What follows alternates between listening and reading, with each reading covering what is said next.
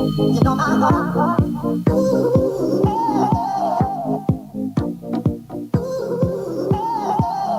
know my heart.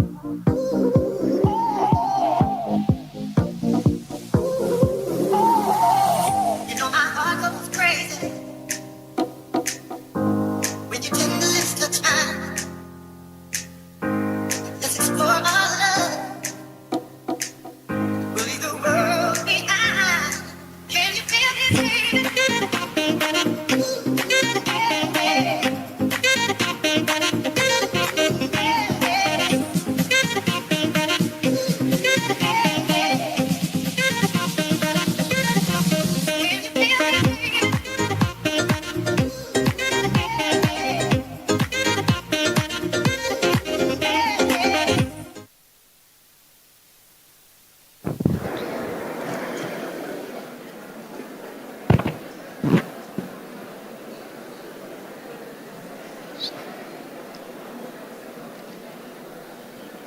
A hearty good morning to one and all present here.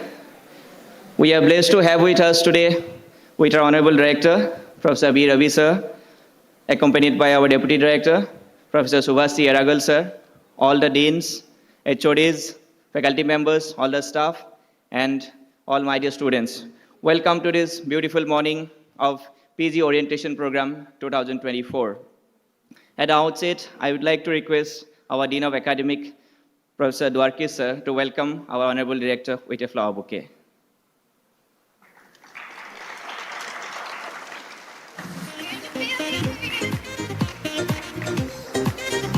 Thank you, sir.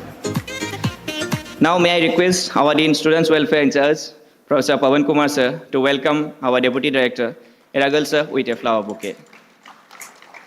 For this new beginning, so please welcome on stage Ms. Nidhi and Amulya for the invocation. May I request everyone to kindly rise.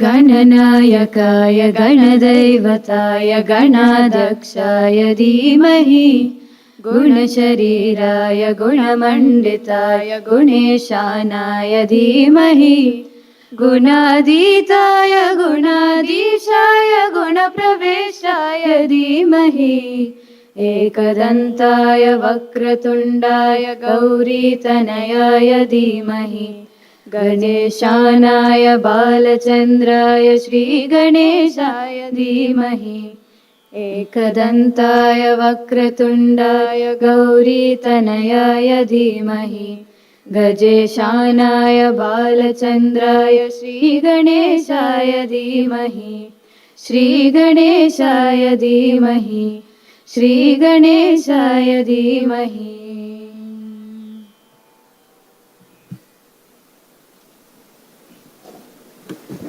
Thank you.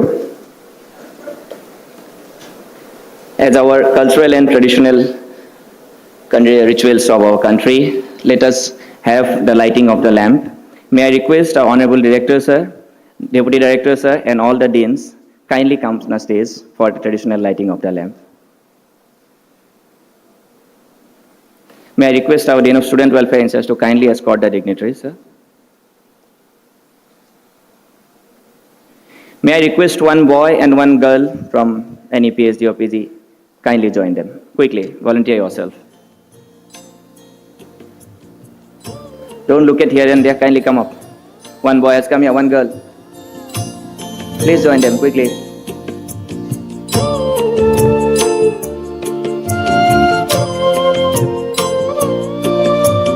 शुभं कुरुत्वं कल्याणम् आरोग्यं धनसम्पदः शुभं कुरुत्वं कल्याणम् आरोग्यं धनसम्पदः शत्रुबुद्धिविनाशाय दीपज्योतिर्नमोऽस्तु ते दीपज्योतिर्नमोऽस्तु ते शुभं कुरुत्वं कल्याणम् आरोग्यं धनसम्पदः.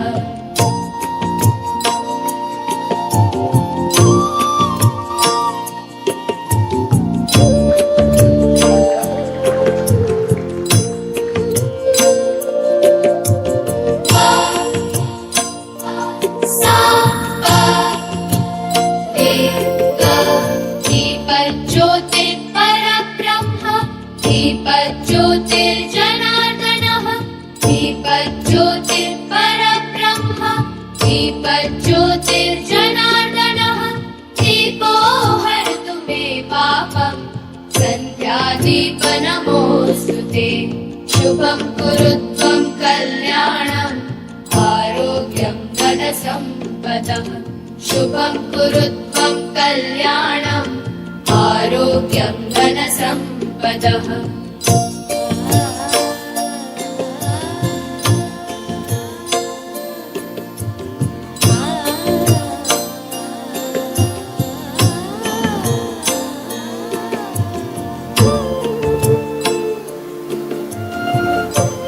Thank you, sirs.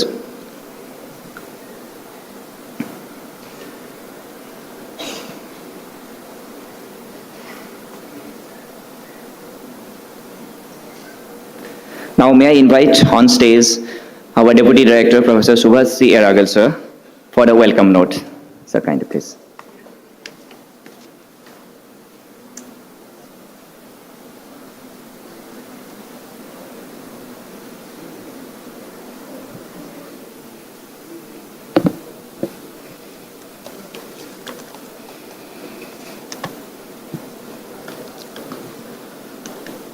A very good morning to all of you. I deem it a great pleasure to extend a formal welcome to you all for this 2 days PG and PhD students orientation program. Our director, Professor B. Ravi, being at the helm of affairs, has been a constant source of inspiration and encouragement. He has been instrumental in very meticulous planning of this event. Sir has taken keen interest in advising the offices of Dean Academic and Dean Students Welfare for neatly crafting this program. We are extremely grateful to you, sir, and I, on behalf of all of you, extend a warm welcome to you, and I am sure with your gracious presence and presentation today will leave a permanent impression in every one of the admitted PG and PhD student of the batch of 2024. NITK's family asset being our students with good character and caliber. Our heartiest congratulations to the batch of 2024 for making it to NITK Surathkal. I, on behalf of the director and the whole NITK family, extend a warm welcome to you all and your parents and well-wishers for this event. We wish you all the very best, and you will make the best use of your eventful stay in NITK Surathkal. I wish to sincerely welcome members of the Board of Governors, all deans, all heads of the departments, associate deans, faculty in charge, professors of various domains, registrar, joint registrar, assistant registrars to this function. Welcome you all. We have with us other invitees from the teaching and supporting staff, public relations officer, RE establishment, superintending engineer, and watch and ward office members, senior student volunteers, students union members, alumni, and members of the electronic media and press. A heartiest welcome to you all. Your presence means a lot to us. Once again, I extend my sincere welcome to one and all assembled here, and wish this 2 days orientation program a grand success and shall be a memorable one. Thank you, one and all. Wish the day's proceedings a great success. Before I leave this podium, it is said, no one is bad in this world. It is only how you look at them. I wish all of us to be good, do good, and allow, most importantly, allow good to happen. Thank you, one and all. Jai Hind.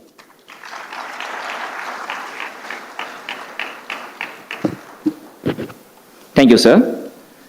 Now it's time to hear from the visionary and the man behind this mission, NITK's Good to Great.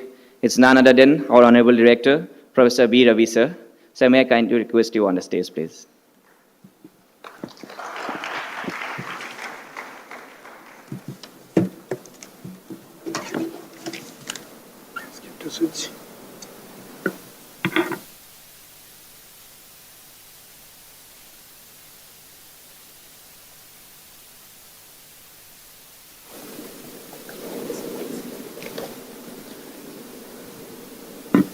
Very good morning on this beautiful day to all the students who are here, all the fresh students, and their parents who are in the room or the parents who are watching online.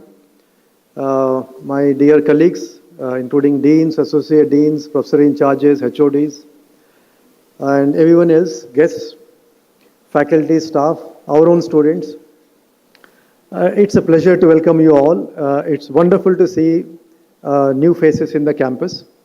And what I'll be doing is the next 5-10 minutes, walk you through what I feel is what makes NITK a great institute. Some of you may be aware that I was at IIT Bombay before this for 31 years. And there was a discussion in the highest levels in the government saying that we need to create models of excellence which are not necessarily in metro towns. And this seemed to be the best place to experiment. And when I took the choice, people said, you know, NITK has its own beach. I said, yes, yes, I understand that. NITK is the only institute in the country to have its own beach. That's only one of the many things that makes it great. So let me walk you through a few more things. So one is that you should know that this institute was founded by a visionary, and it just reading his life story makes you feel how much one can do in a short span of a few years. So he was an MP from this part of the country, and he is the one who created Mangalore, the seaport, the airport, the railway lines, the national highway, and also founded this institute. At that point called as Karnataka Regional Engineering College, KREC. Many city people still call it as KREC. So they don't understand, you just say KREC, that's a magic word.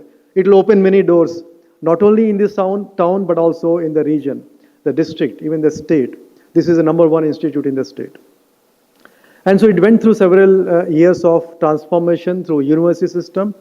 2012, it became, 2007, it became an NIT and declared as Institute of National Importance. Today, we are number one engineering institute in the Karnataka state. Number 17 in India among more than 3,000 colleges. 1,500 were ranked, but actually there are more than 3,000 colleges. Today we have more than 6,500 students. More than 21% are female students. 270 plus faculty, 400 plus staff. We have 11 11 undergraduate programs and 31 postgraduate programs. And as you can see, it is located in Mangalore, north of Mangalore city. And I just told you, Mangalore is very well connected to rest of the city, rest of the country, even the world. A lot of flights go from here to Middle East and so on. And this is also one part of the country which is actually incredibly beautiful. It is right on the beach on this side, but also other side you have the Western Ghats. And there are hundreds of trekking spots, hundreds of beautiful jungles, adventure spots, temples, forts, all kinds of things. You will not, your 4 years or whatever if you're doing PhD, and 2 years if you're doing masters, 2 or 3 years depending on the program, it will pass so quickly that you will forget that you had these opportunities to tap into. So please do tap into that. Our own campus, as you can see, is interspaced on the western side and eastern side by National Highway 66, goes all the way to Bombay in the north. And as I mentioned to you, there are about 9 engineering departments, 3 science departments, 1 department of humanities, social science and management. There's a center for interdisciplinary studies, which we are activating now, plus several other facilities, some of which I will mention in passing. And the campus is almost like a small town with all the facilities that you expect, apart from your own hostels and messes. Food courts are there, schools, banks, post office. There are cooperatives buying your stuff. It's more or less a self-contained campus. And these are some of the hostels which you see. I think the one in the right in the front is the PG hostel, where many of you may be staying. Other hostels you can see, UG, PG. Girls' hostels are on other side of the campus, not in this picture. But you can see the beach, and also you can see little bit that red and white striped lighthouse, which is a distinct feature of NITK beach. We have fantastic facilities in terms of library, more than 1 lakh books, more than 11,000 e-journals. If you're doing masters and PhD, you know access to information is important. This is one of the best libraries in the region. Plus classrooms, labs, very good LAN facility, so your Wi-Fi works beautifully in hostels also. Use it for academic purposes. Auditorium where you're sitting right now, and then you have a student activity center and an open air theater, some of which need repairs, but they're all there in the campus. We have several faculty, several departments. What I want to see on the right side of this picture, faculty, most faculty have PhDs. About half of them are from other states, and nowadays other countries as well, those who have done PhD or postdoctoral fellowship in other countries. And we have a fairly large number of women, almost representing an equal proportion as a student proportion. The CRF is one of the highlights of NITK, and I put it up because you are going to be doing research, whether it's master's or PhD.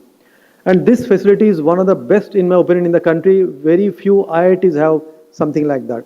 Only one which has a better facility than this is perhaps IAC Bangalore. Okay, what it has inside are the state-of-the-art, absolutely fantastic equipment for material characterization, property checking, and many other things. And this is accessible to you through your faculty, through your departments. And you even looking at the facility, even touching the equipment, using it even once will give you kind of confidence in life as you progress in your research careers. And just to give you one glimpse, one slide of the kind of research that happens, and that makes me very proud about NITK, is a lot of focus on projects which actually mean something to society. This is one glimpse. We have a lot of research going on in sustainability. And one of them, for example, is a bio-waste processing plant right here in the campus, half a ton of material being recycled, and it is being used for collecting information, driving research, and so on and so forth. I don't know what is this come up. Okay. Okay. You are doing something. He is going to show some magic later, but it has come up little earlier. Okay. All right. He's magic later. So, and you can see the Honorable Minister of Education, Dharmendra Pradhan, actually inaugurating one of those centers. What you see as a circular economy center for research. And here is one more. What is? No, sir, your computer has taken over my computer. It has to still. And this is Apple, so I don't. This talks in Chinese. I speak in Mexican. Okay. I have avoided Apple OS completely. You know, any Apple OS fans in the room here? Thank you. Once you tap into Apple, you get into their ecosystem. So you have to buy everything Apple. So I avoid that. Anyway, second example is this research in clean energy, and you can see we have our own solar-powered charging station, which is very close to your bank and post office. And our faculty are doing research on how do you create a charging infrastructure, how do you do efficient route planning, and so on. All these areas, a lot of papers are written, a lot of patents are filed, and companies are coming to NIT saying, can we license your patent? That's the kind of research I want all of you to think about. Publications are one important measure of success or sharing of knowledge with other institutions about or other researchers. NIT has an excellent publication record, and I'm not telling that. Faculty from IITs, senior faculty, HODs, deans from IIT systems, IAC, they say your faculty are doing excellent work comparable to those in the top IITs. So this is publications. Citations means how many people, other people are reading your papers. So if you look at that NITK 2023 publications, by this time we have more than 26,000 other researchers who have cited or means referred to our papers. What you see below is a science and technology entrepreneurship path, because I believe research should also become useful to society, and anything that you do can be potentially patented and licensed to your own startup company. And NITK is famous for many top-level startup companies. Some of the names you may be knowing. Beehive, for example, is one of the most famous co-working space. Bangalore, they have n number of offices. People can go and create startup offices there. Delivery, you must have heard about. Merit Nation, EduGorilla, they're all educational systems. Pink Villa is a media outfit in USA. Practo is a medical, connects you to doctors and patients, and so many more other things. Travel portals and things like that. These guys have made us proud, and they have shown what it means to create successful enterprises. More than that, many of these alumni have gone on to become great academics. I have met some of them who have become vice chancellors, vice presidents, directors of institutions in India and abroad, even in USA. And you look at politics, you look at sports, you look at entertainment, public service, police, they're all there. On top of that, we have 4 Padma awardees. Mr. Ullas Karan, you may be knowing, he's famous for Project Tiger. They're all Padma awardees. We have several people who have distinguished themselves from a career in armed forces. Air Marshal Changappa is a PVSM medalist, one of the highest honors in military. And then we have several who have distinguished themselves in business. These are all Indian entrepreneurs. We have a large number of entrepreneurs sitting in Silicon Valley. There are about 7,000, 8,000 alumni sitting in Bangalore, about 2,000 sitting in Silicon Valley. They all are running and making NITK and India proud. Okay. And just to conclude, I would like to say that this is an institution which has more than 6 decades of rich heritage, 22 years as a NIT, National Institute of Technology. Within NITs, it is among the top two. And this campus has very well established campus and infrastructure. I'm very interestingly, a couple of parents met me recently, a few days back, and said, "Sir, we looked at other institutions. I went to IIT Bombay also." He didn't know I was from IIT Bombay. He said, "I went to IIT Bombay also, then we came here," and they are from Bombay. And we came here and we found this is a better place than Bombay, so I'm joining this, my son into this place. I didn't know whether to be feel happy or sad, because IIT Bombay is my previous institution. And this guy is saying this is better than IIT Bombay. So I felt, okay, maybe that's very interesting. So, and excellent students. I mean, you will find students coming here for this PhD or masters or bachelors, some of the best people, best minds in the country. And faculty unbelievably sincere, committed, and very caring for the students. And the staff who are running the academic office and main building and other administration, labs in your departments and so on, very, very dedicated people. And NITK even today is very well known among recruiters as someone who provides solid engineering education. You can't go wrong with your fundamentals if once you pass through NITK. And we have a good ecosystem for advanced research.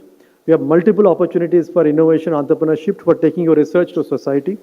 And I would say that use this chance to not just to talk to faculty, students from other departments in the institutes. You must look at every department. Talk to people, make friends there, faculty also there. Ask them to co-guide your thesis if possible. Fantastic opportunities there. And also go to other institutes in the region, go talk to industry. There are 24,000 micro, small, medium enterprises, companies in this region. 24,000. Many of them in manufacturing, many of them in farming, ecotourism, things like that. Technology can improve anything and everything in today's world. Okay, so talk to them. Alumni are the 35,000 alumni all over the world. So they are waiting to connect with you guys. But you have to show promise and you show interest into the whole thing. So this is a great place, very well respected. Anywhere in South India, for that matter, in India and other parts of the world, you will find people who love NITK, who respect NITK, who trust NITK faculty and students, alumni. Okay, so it's a good place. Make well use of your time. This is a good place for you as you transition from your academic to a real life. Find your purpose and passion in life, because this is a place to build your knowledge, skill set, mindset, and also the team of people, your network, to see how you fulfill your own mission in life. So may you all do well. May you have a great time. May it be a very great learning place for all of you. But equally important, you make friends for lifetime who in turn will support you and you go forward together. Thank you very much. Good luck. Good day.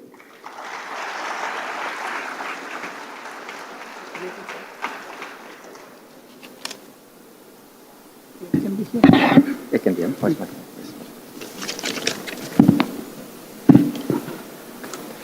Thank you very much, sir, for your entire insights about NITK. Next, we'll be having on stage Professor T. Lakshmi Nidhi, Dean of Faculty Welfare, who will be telling you about Institute faculty and the functionaries. So over to you.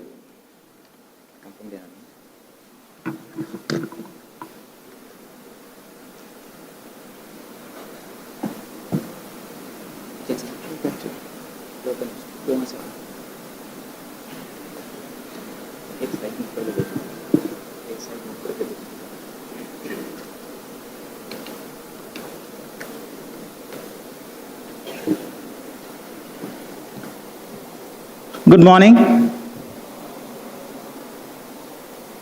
Good morning. That's a class. Respected director, all deans, HODs, professor in charges, and the postgraduate and PhD students entering into NITK with a big dream. First of all, let me congratulate you on being chosen by Almighty to be here at NITK Surathkal.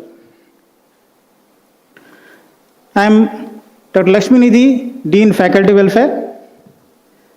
I will be briefly discussing about the institute functionaries and faculty information. So if you look at the organization structure, as already our director mentioned, NIT Karnataka comes under Ministry of Education, and it is a national institution of national importance as per 2007 NIT Act, Parliament Act. And all NITs are governed by NIT Act. If you look at the organization, at the top is visitor. President of India is a visitor for all NITs, under whom all NITs organization structure is based. Then it's NIT Council governs all NITs. Then for every NIT there is a board of governor headed by the chairman. There is a finance committee which will look into the financial aspect and gives approval for financial aspects. And director is the head of the institution and he is supported by Senate and Building and Works Committee. All the academic matters are coming under the Senate. They are decided in the Senate, and director is being the chairman of the Senate, and the Senate together decides on the academic aspects. And then comes deans, HODs, head of the departments, and the administration officers. Let me then come to the deans. NITs have 6 deans, and at NITK, because of our director's vision, we have now associate deans, 2 associate deans supporting each deans. So first, if you look at Dean Planning and Development, who looks after the entire institute planning and development activities, and he is supported by 2 associate deans, Planning and Procurement, Development and Maintenance. We have a Dean Faculty Welfare, looking after the faculty issues as well as the non-teaching staff. Under Dean Faculty Welfare, he is supported by Dean, Associate Dean Faculty Recruitment and Associate Dean Staff Welfare. Dean Student Welfare, he takes care of all student activities and welfare. And Dean Student Welfare is one of the 2 deans which are directly, you will be in contact. Then Dean Student Welfare is supported by Associate Dean Parents Interface and Associate Dean Sports and SAC clubs, Sports SAC and clubs. Academic Dean Academic, under we have Associate Dean UG and Associate Dean PG and Research. Dean Research and Consultancy, supported by 2 Associate Deans, Associate Dean Sports Sponsored Research and Associate Dean Testing and Consultancy. And we have Dean Alumni and Corporate Relations, and 2 Associate Deans are supporting Associate Dean Alumni Network and Associate Dean Corporate Relations.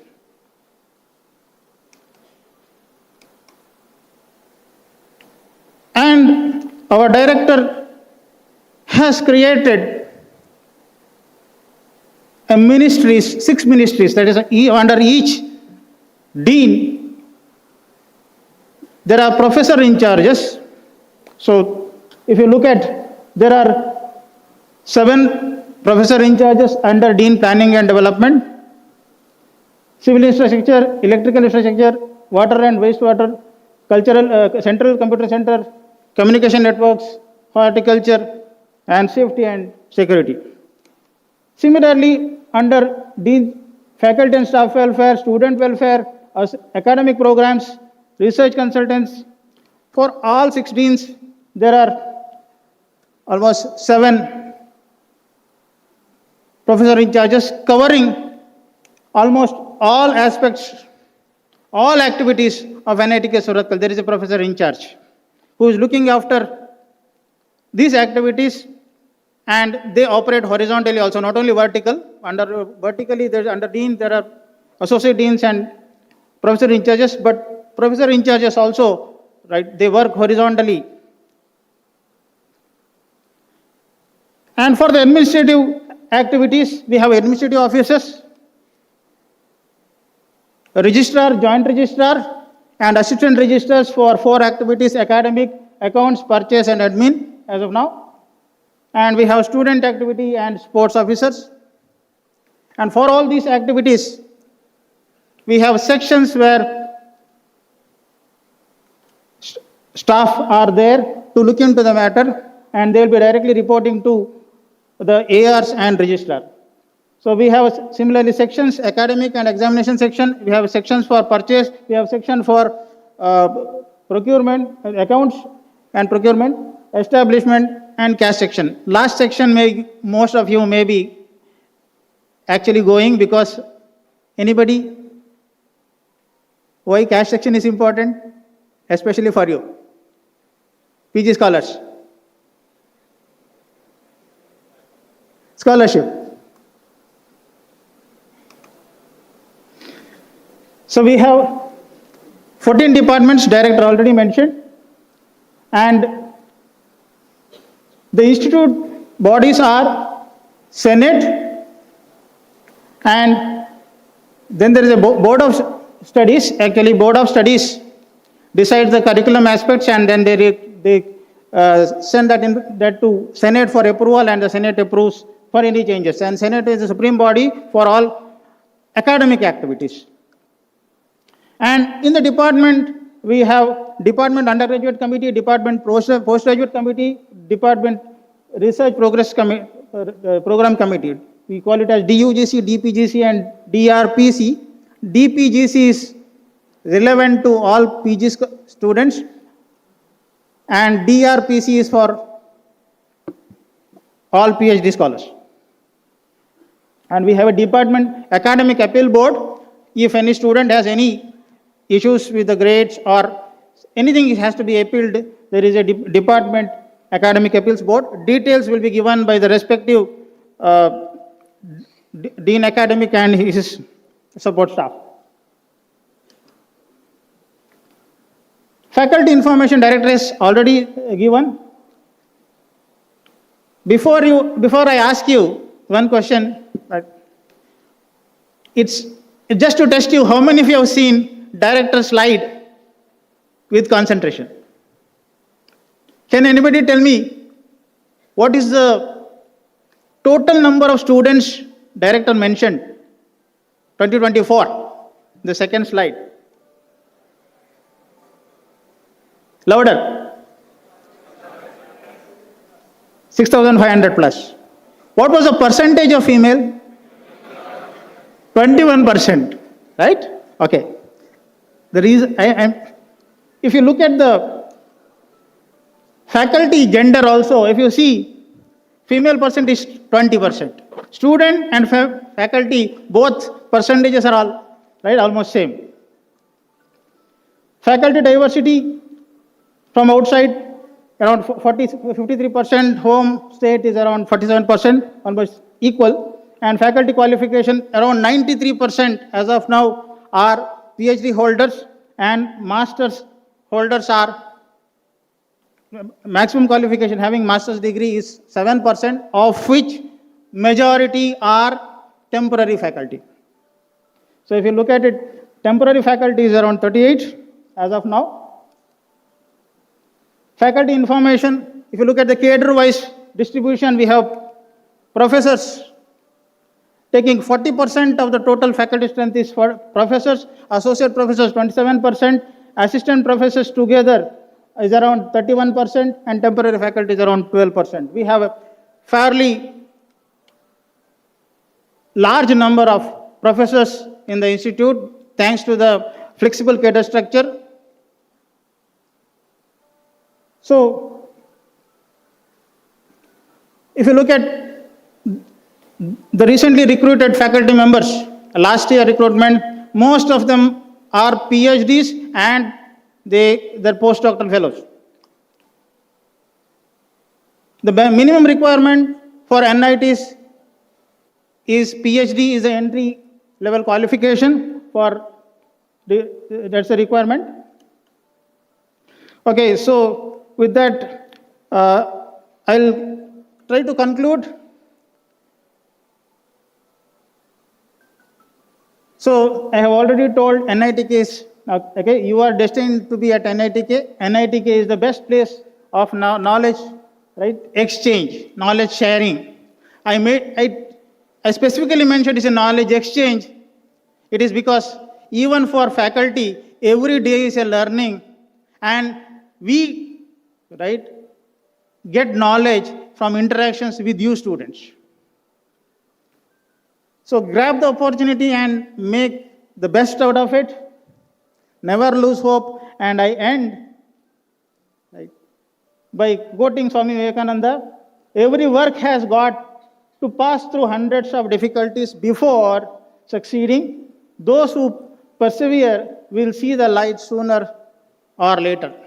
So never lose hope. Try your best. And whoever, right, puts effort, there will be some fruit for him. God will definitely give some fruit for whatever the effort you have made. So making effort is extremely important. I wish you all the best. May God be with you. Jai Hind.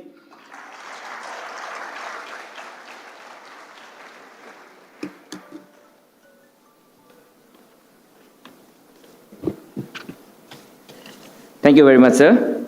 Next, we'll be having on stage with us Dean of Planning and Development, Professor K.V. Gangadharan, sir, who will be giving you a virtual quick tour about the campus and other details. Sir, please.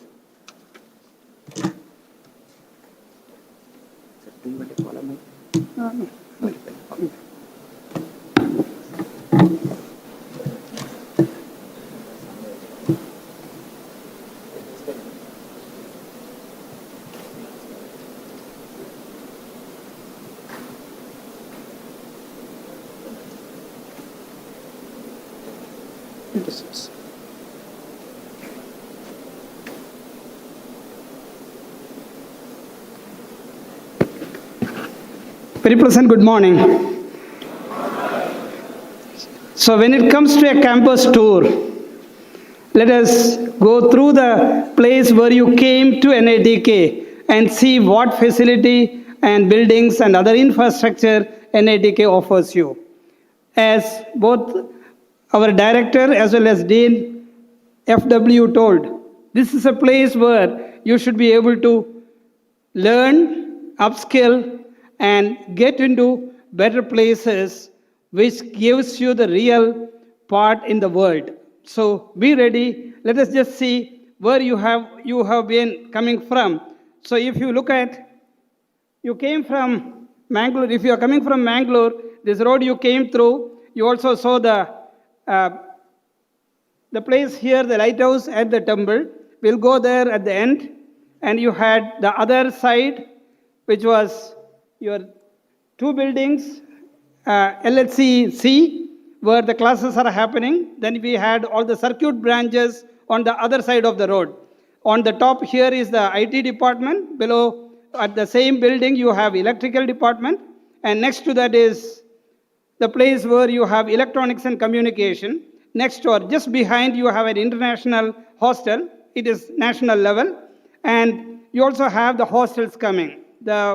Both these are connected. Both the western campus and eastern campus is connected using two underpasses. One is close to the guest house. Other one is close to the post office. I'll show you that. Then you also have a sky track, which is not yet inaugurated, but it is ready to use. So this was the main building. And let us go to the security entrance where you came. So those who came from Udupi came from here, and you had the bus stand here, and also the computer center, computer science department, and the guest houses on the western side of the campus. From here, let us enter into the institute. Let us come close to the main building, wherein first you saw the water resources department and the civil department, which have a sedu connecting between, that is, civil department and water resources department is connected by an bridge you can see here. From there, you can come to the main building. Just before the main building, you also have the building here for mining department. So let us, from here, you either could have gone to the library here, and we have the new building coming up, which is LHCD, the next lecture hall complex. It's under construction. Hopefully by January it should be ready. Now let us go through the main building, get into the next area.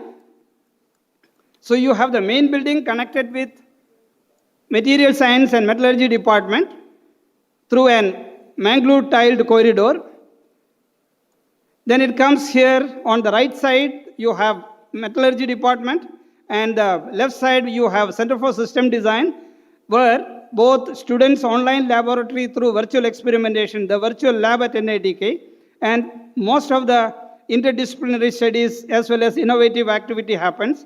Most of you will have an opportunity to visit and interact with Center for System Design. From here, if you come forward, what director talked about the Central Research Facility, just before coming to the Central Research Facility, you can see from the metallurgy building, you come to the digital library. This is a digital library. From there, on the next right side, you will also see the mechanical workshop. Those who want to do a prototype, want to do some mechanical workshop activity, that will be the place, especially for those who are doing experiments in PhD and MTech. From there, you have two buildings, which is Central Research Facility on the right side, which hosts 80 crore worth of equipments purchased under a loan, HIFA, Higher Education Financing Agency. It's a loan wherein we create internal revenue and pay in equal installments. Within 10 years, we are supposed to finish the loan. Remember, it is not funding, it is a loan which we have taken. So each one of us, or all of us together, will create internal revenue to make sure that our loan is paid back. So we have Center for Interdisciplinary Science, Center for Interdisciplinary Science building.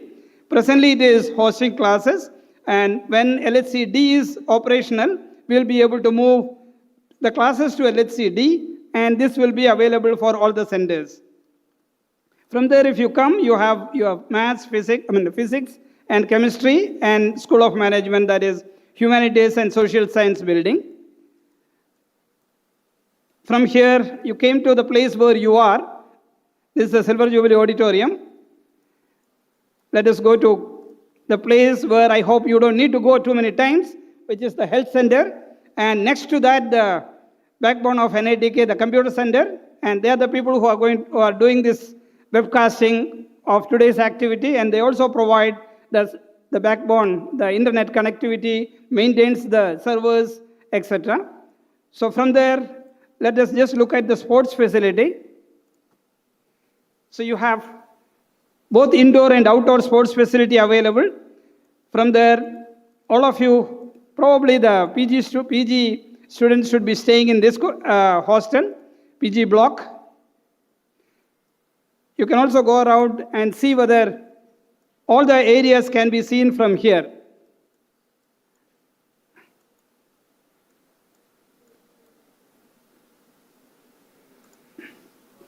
Then from there, we are going to the mechanical department. I am trying to cover all the departments. I may be missing few. So one side mechanical, and the other side, here it is the ladies' hostel. Ladies' hostel people are more interested, it looks. So let us go to the ladies' hostel now. I could hear the giggle when I said ladies' hostel. Many of you may not be able to go there, then just have an aerial view. They have plenty of places, and 2 messes are also included, both veg and non-veg.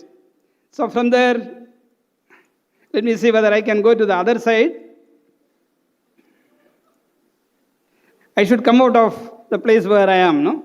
So the place where in the weekends you will have movies happening in the student activity center is raining cats and dogs, hence you can see it's a recent picture. It's all green. It will get cleaned by the time you will have your movie starts there.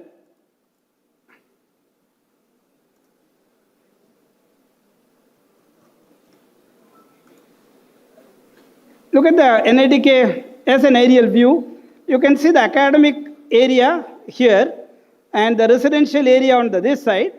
Here it is a residential area, which also includes ladies hostel. The boys residential area is on here. You can see here how the boys residential area is packed, lot of buildings. And when it comes to this place, you have the temple as well as, let me just take you to the temple. Yeah, before I go to the temple, I'll also show you the the facility, which is near the beach. The pavilion where you had some activity, hopefully, and you will have few more. And this is the corridor which I was mentioning. The mega towers, all the buildings together. The Urja site, the charging station which the director was mentioning. Next to that, it also have just before the health center, before that we have Urja, plus on the next side to it, you have the post office as well as banks.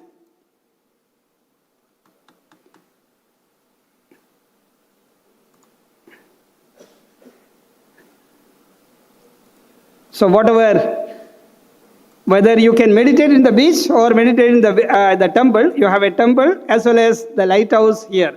So these are aerial and other views of the institute. But probably as students from PG and PhD, you may be thinking, why am I showing only the items as a movie? So let me just also take you through.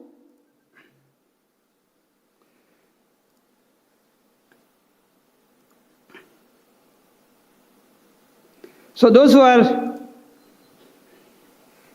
I need to just connect to the net. Let me.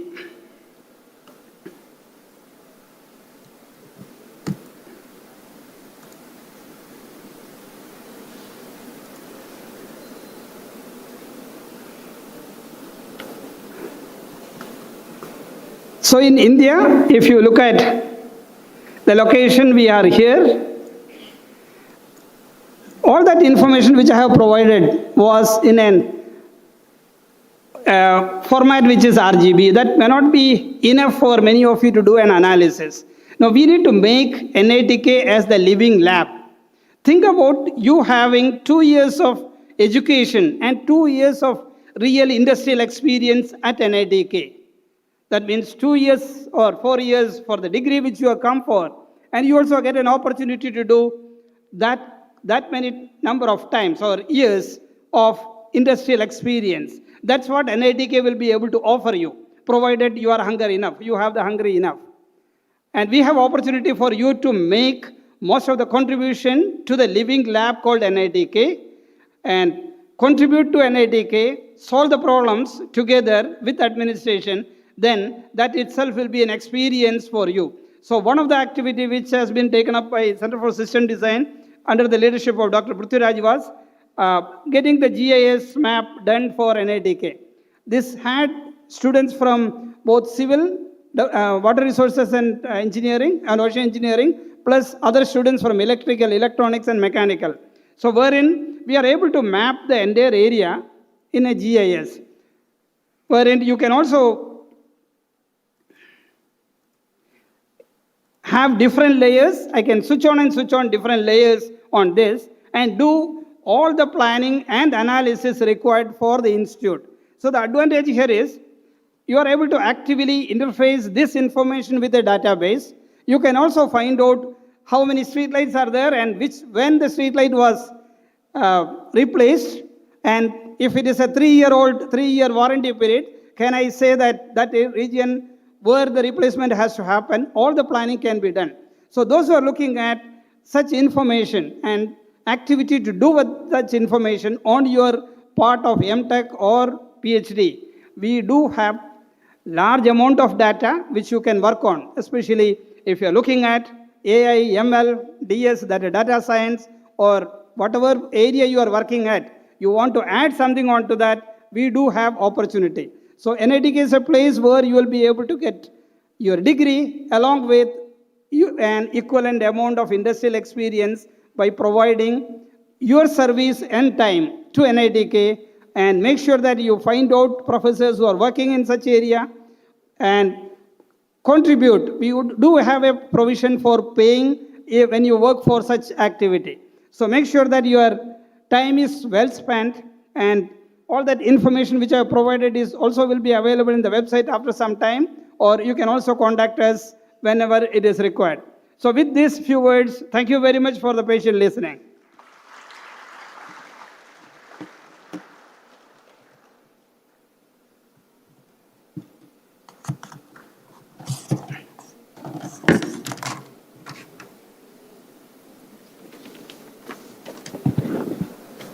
Thank you very much, sir, for this beautiful journey of NITK's different places.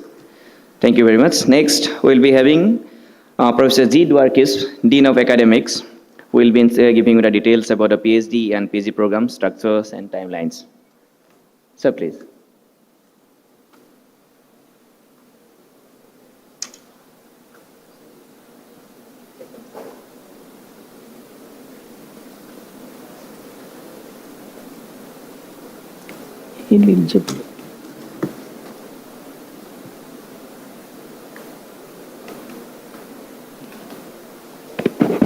Hello.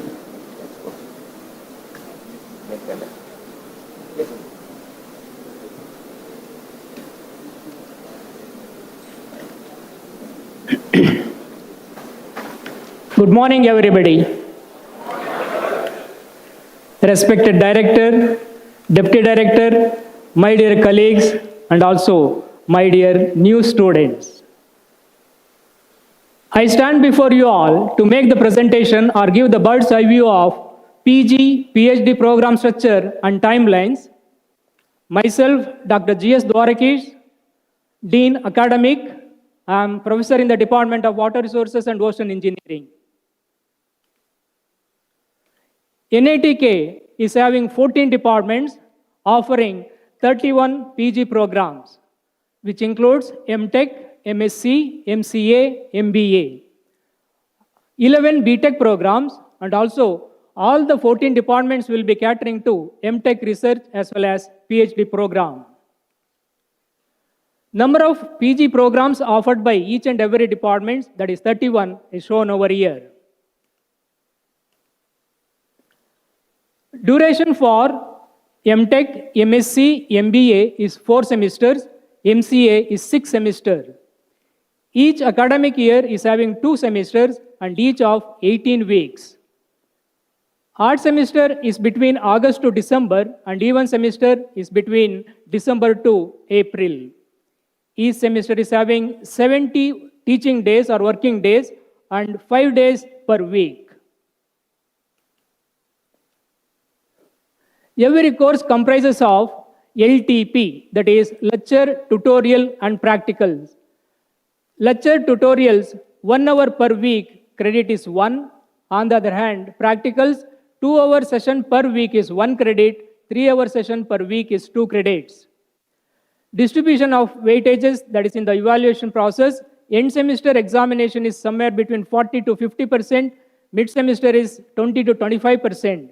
Quizzes, tutorials, assignments, and also discipline includes 20 to 40%, and that's why it is called continuous evaluation. NITK is following double letter grading system based on the class performance distribution. AA stands for top grade, that is 10, and DD stands for 4. FF and FA are very important, that is FF is failure due to poor performance and FA is failure due to attendance shortage. We will see what is the attendance percentage and all. S and N, that is satisfactory and unsatisfactory, that is exclusively for MLC courses. Attendance, though it is 100% compulsory, you can have minimum of 75% classes for each course. Grant of maximum 7 days for attendance in a semester for participation in curricular as well as extracurricular activities after due permission. If the attendance is less than 75%, students are not allowed to write the end-sem examination. He or she shall be awarded a fair grade in the course. Absence on medical ground. If anyone is not able to write the mid-sem examination, maybe because of on medical ground, definitely he can request for re-examination. On the other hand, in the case of end semester examination, apply for I grade well before the starting of the end semester examination to write the makeup exam. Just like NEP, in NEP we have multiple exit and multiple entry, we are also having already the temporary withdrawal. 1 semester to 1 year can be withdrawn on medical ground. This is the course structure for PG programs, MTech. Program course is greater than or equal to 20 credits. Elective courses greater than or equal to 9. Major projects for 2 semesters, 8 to 12 credits. Mandatory learning courses, 0-4. Please note that minimum credit requirement for MTech program is 50 to 55. For MBA, 90 credits. For MSc, 80 credits. And for MCA, 102 credits. Cancellation of registration from the program. A student shall be required to leave the institute without awarding the degree if a student fails to earn the credit threshold. The credit threshold for MTech at the end of first year is 20, MSc 20, MBA 25, and MCA 20, like that. If a student is absent for more than 6 weeks in a semester without sanctioned leave. Number 3, if overall CGPA at least 5.5 is not secured. And last one is cancellation of registration can also take place based on disciplinary action. If you want to contact for anything and everything, your request has to process through course instructor, faculty advisor, HOD, Associate Dean for PG, and finally Dean Academic.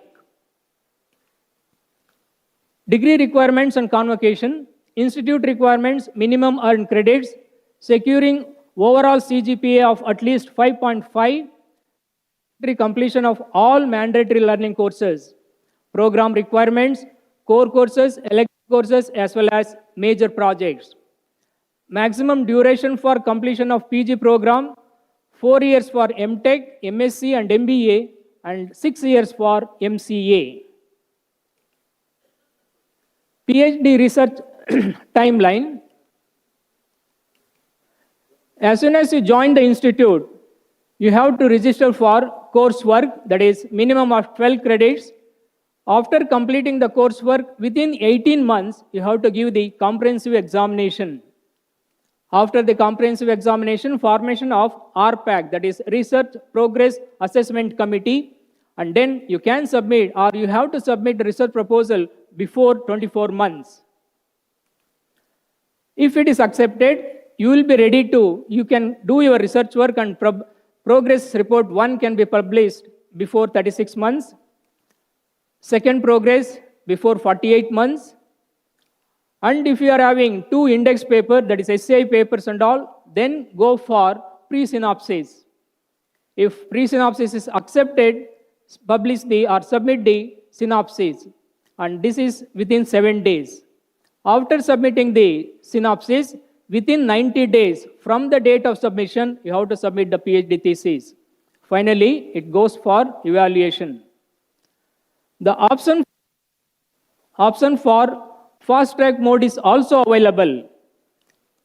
If it is like that, you have to complete the comprehensive examination, including coursework, before 1 year, that is 12 months. Research proposal within 18 months. First progress before 27 months. Second progress before 33 months. At the end of 3 years, you can submit the synopsis, and within 3 months, you can submit the PhD thesis also. If something goes wrong, If you are not able to do this, though you have opted for a fast track or optimum line, definitely you can go back to the previous one, that is 39 months to 60 months, additional time if required. The comprehensive examination, it is having two components. Number one is written examination, second one is oral examination. If the written examination is cleared with marks greater than 60%, you are eligible for oral examination. If oral examination is satisfactory, then you can submit the research proposal. That is number one. Number two, if the written examination marks are less than 60%, you will be getting one more chance to write the written examination. If it is clear, then again you can go for oral examination, and then if it is satisfactory, submit the research proposal. In the second attempt of written examination, if you are not able to clear, that is the end of your PhD thesis or PhD work, you will be given registration or cancellation of registration. That is termination 1. Number 3, written test is passed, that is greater than 60% marks, you may fail in oral examination. Again, for oral examination, you will be having one more chance. If you clear that, that is satisfactory, you can publish or given the research proposal. If you are not able to clear the oral examination, in the second attempt, again, you will be given research or PhD program cancellation. Before completing my tiny presentation related to bird's eye view of PG and PhD program, I would like to say 3 words. For these 3 words, there is no substitution, whether it is in India or Mandya or in global area. Number 1 is hard work. Number 2, hard work. And number 3, hard work. Thank you so much.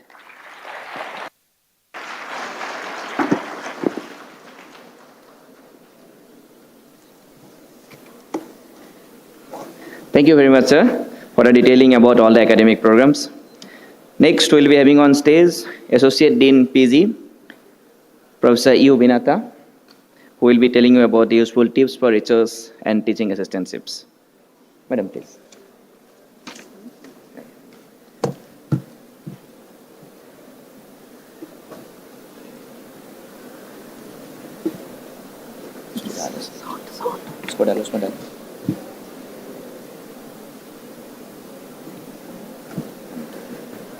Wi-Fi connected? Wi-Fi connected.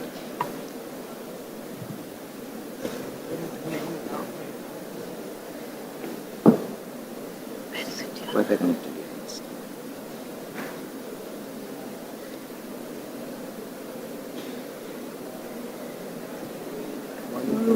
ಇದು mode ಯಾವುದು slide mode it's not showing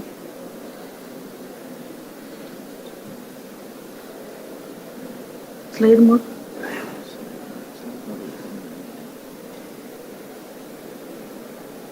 Wait, it's not working. This one. Something happened. It's not working. Check. No, it will come. It will come. Don't worry. It is there only. It is here. It's not coming. Is it working? Is it working? Not working. Yeah, I think I should use this. Wait. This one. Yeah. It's connecting. I think I should use this.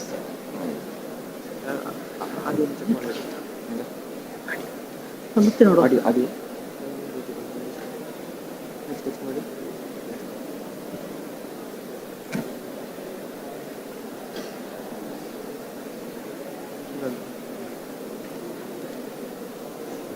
ಆಗುದೇ ಇಲ್ಲ.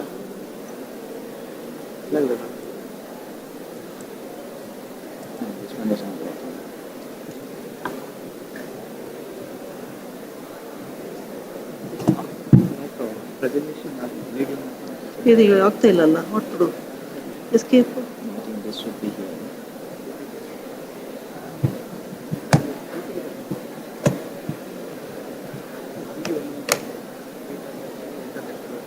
ಹಾಕೊಂಡು ಇದೆಲ್ಲ ಹಾಕಿದ ಕೂಡಲೇ no it's working ಅಲ್ಲ ಇದಾಗ್ತಾ ಇಲ್ಲ ಈಗ ಯಾವ್ದು ಆಗ್ತಾ ಇಲ್ಲಲ್ಲ ಹಾಂ It's coming now. No, no, the Back, controls why it is not. Back Sound check ಮಾಡಿ.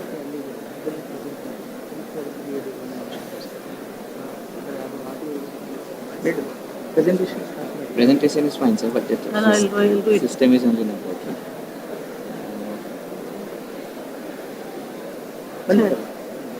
ಇದ್ಯಾಕೆ ಹಿಂದಿಂದ ಹೋಗ್ತಾ ಉಂಟು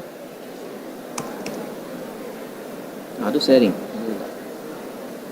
Slide control why it is not coming. So what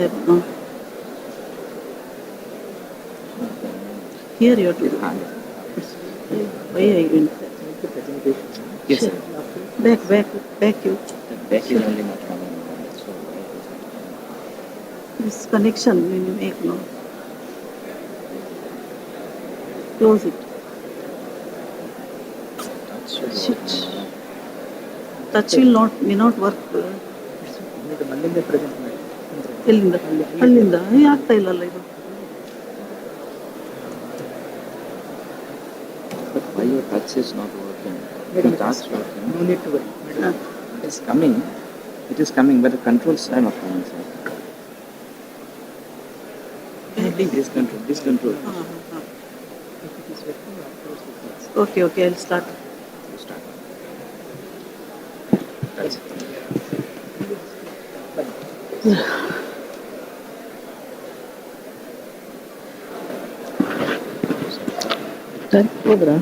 Namaste everyone. A very warm welcome to all the first year PhD and PG students to NITK family. I am Vinata Yu, Professor, Department of Electrical Engineering. Currently, I am Associate Dean PG Programs. I am here today to speak on the topic Useful Tips for Research and Teaching Assistantship. Before I start the presentation, I would like to go with two quotations. The first one goes like this. It is by Malcolm X. Education is the passport to the future. Tomorrow belongs to those who prepare for it today. The second one by Mahatma Gandhi ji, which says, live as if you are going to die tomorrow. Learn as if you are going to live forever. With this, I'll start my presentation. So, journey of research, and this is the flow of my presentation. What is research? Steps in the research process, role of supervisor and expectations, hallmark of good research, teaching assistantship, and some tips to the research scholars. Now, to ask the question, what is research? It's basically addressing an issue or asking or answering a question or solving a problem which is not easily solvable. So basically, a systematic and rigorous investigation of a problem in order to generate new knowledge. That is basically, you can say that's the definition of research. In the research process, what are the steps involved? The first and foremost is the selection of the problem, and then finding out what is known about this problem, what is already known things about it. To get to know this, you need to have a thorough literature survey. And the literature survey will provide you some findings on the conclusions, recommendations of the previously worked research, and then it will give you also a hint on the strengths and the weaknesses of the research work, and thereby enable you to identify the research gaps and then formulate the research objectives. So once you have formulated the research objectives, next thing is that you have to plan and do the study, analysis, and experimentation, and come up with some outcomes, and then publish these outcomes, write a report on that, and then submit for assessment. This is the whole process, research process, how it goes on.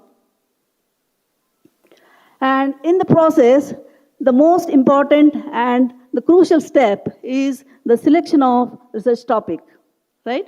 So this can happen in three ways. The first, when the supervisor assigns you the topic, so you don't have to worry about anything.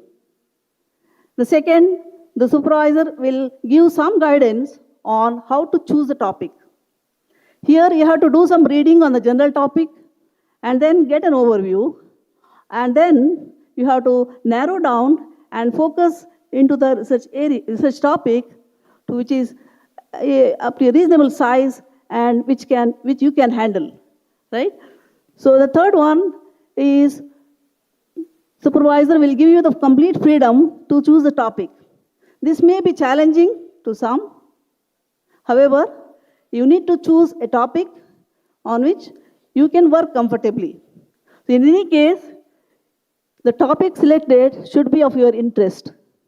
Otherwise, it will be boring and you may have trouble in the end to tackle. So the role of supervisor and its expectations. Now, every research scholar will be assigned with their advisor. There is a Chinese proverb which says, the advisor opens the door, you must enter yourself. Every supervisor will wish their student to be independent. No supervisor will wish the student asking always the question that is, what I have to do next. You have to be proactive. You should get the ideas and have regular meetings with the supervisor. And not only the meetings, the planned meetings where you make the agenda and then set your goals and objectives for the conversation. And most importantly, you should be honest. That is the most important factor. And what you expect from the supervisor. Basically, you need to trust the supervisor or the guide. And you have to build this trust by your work and reliability. You can also expect intellectual support, emotional support, encouragement, and few more. Now, coming to the hallmarks of good research, in order that the research work is of good quality, you should have clearly defined purpose, scope, and limitations. You should also have clearly defined methodology so that other researchers can reproduce and validate the findings. You should have thoroughly planned objectives supported by techniques which are appropriate.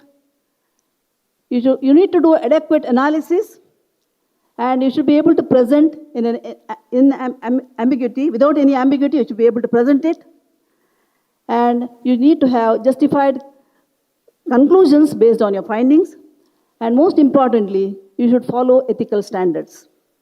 So to become successful in a PhD program, you need to have certain qualities, passion, and self-motivation, because doing PhD or deciding to do PhD is a life-changing decision, and you should be sure that that is the path you would like to follow in your life.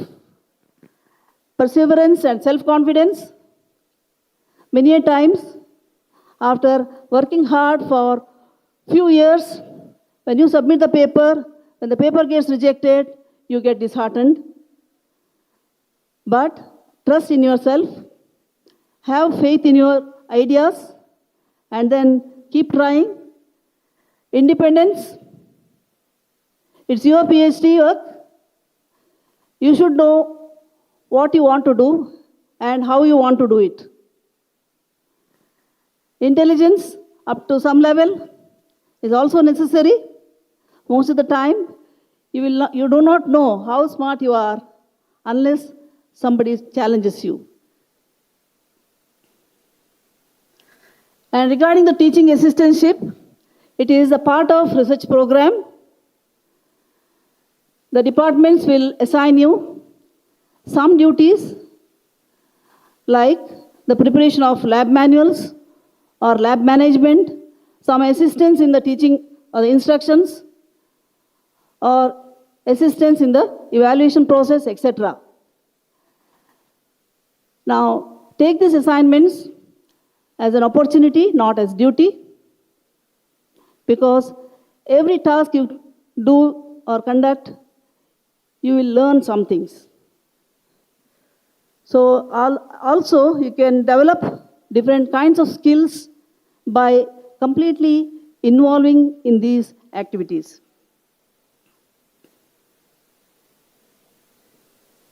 I wanted to show you a video, but it is not playing. Nevertheless,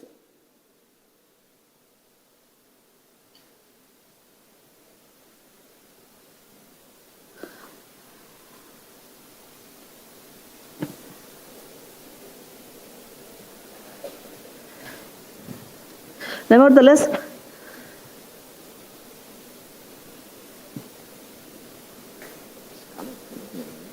it's not coming. Nevertheless, I conclude my answer is not coming. I'm sorry about it. It's coming or not? So-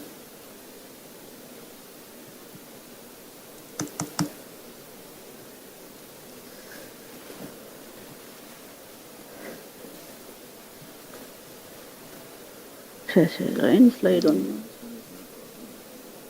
It's not because of this one, I think. That's good stuff. This wants some connectors. Yeah. This is this. Now you see. Is it coming? 1 minute. It's very bad. So, not coming. Yeah, I'll conclude. I'll conclude.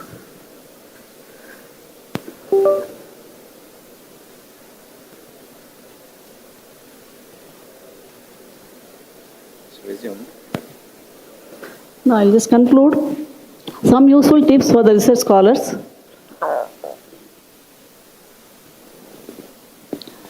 First one is that it is your PhD. No one is responsible for your degree. It is that you are responsible for your degree. And you have to be proactive and have discussions with the guide. You should not expect the guide to be always looking at your shoulders. Guide is always there to guide you, advise you in some way or the other.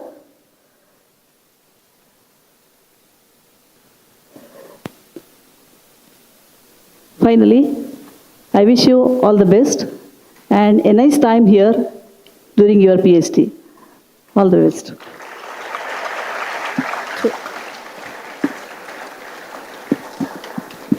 I could have played from there only. The problem is...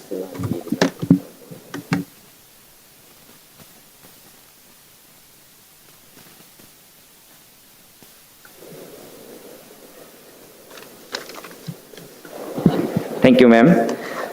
Next, we'll be having the person here with whom you are going to be having lots of expectations. Professor answers for the hostels. You will be having lots of complaints as well, right? So let us welcome on stage Professor answers of Hostel Affairs, Professor Pushparaj Shetty. Sir, please.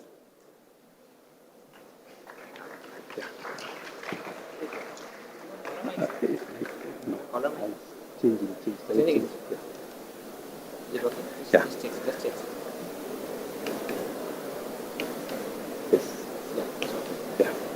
So, respected director, all my colleagues, both teaching and non-teaching, and my dear students of both PG and PhD. So, I am Dr. Pushparaj Shetty, and I am teaching in the Department of MACS, Mathematical and Computational Sciences. I am associated with the hostels for almost last 8 years, and I'm serving as the professor in charge of hostels for the since last year, from 2023. So I'm here today to present about a few of the hostel facilities and the mess facilities, sports, clubs, etc., which will be of very much necessary, and it is of importance to you. Since almost 90% of our students, both UG and PG, are residing in hostels. Yeah. So the hostel trust, as it is known, it was formed in 2011, and all the hostels, most of the hostels were built along with the institute, that is in 1960. And we have the hostel trust, which is under the president of our director, Professor B. Ravi, is as per the bylaws of the hostel trust, he is the president of our hostel trust. And myself, I'm the secretary of the hostel trust. And we have my colleague, Dr. Ramesh. He is a finance warden of the hostel and also the secretary or the treasurer of this hostel trust. And we have a team of wardens where we have almost 26 members in the hostel team. As they are faculty members from various departments, and as per this nomenclature, they are the trustees of this or the council of wardens. So I'll be telling a brief about all the hostels and the wardens who are in our team. So about the hostel blocks, we have about 13 boys hostel blocks and 6 girls hostel blocks. And the boys hostels total capacity is about 4,747, and girls hostel capacity is about 1,474. And the student strength as on the 24-25, including all the first years, is about 4,570 and 1,350 girls, which is close to 6,000. Yeah.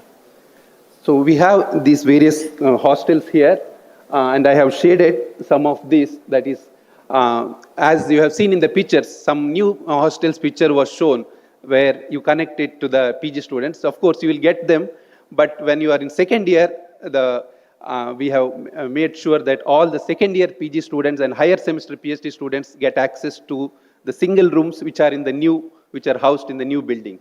So as of now, these 3 hostels, Vindhya, Satpura and Pushpagiri, they are meant for boys PG hostel, and about the girls, I'll come to in the next slide.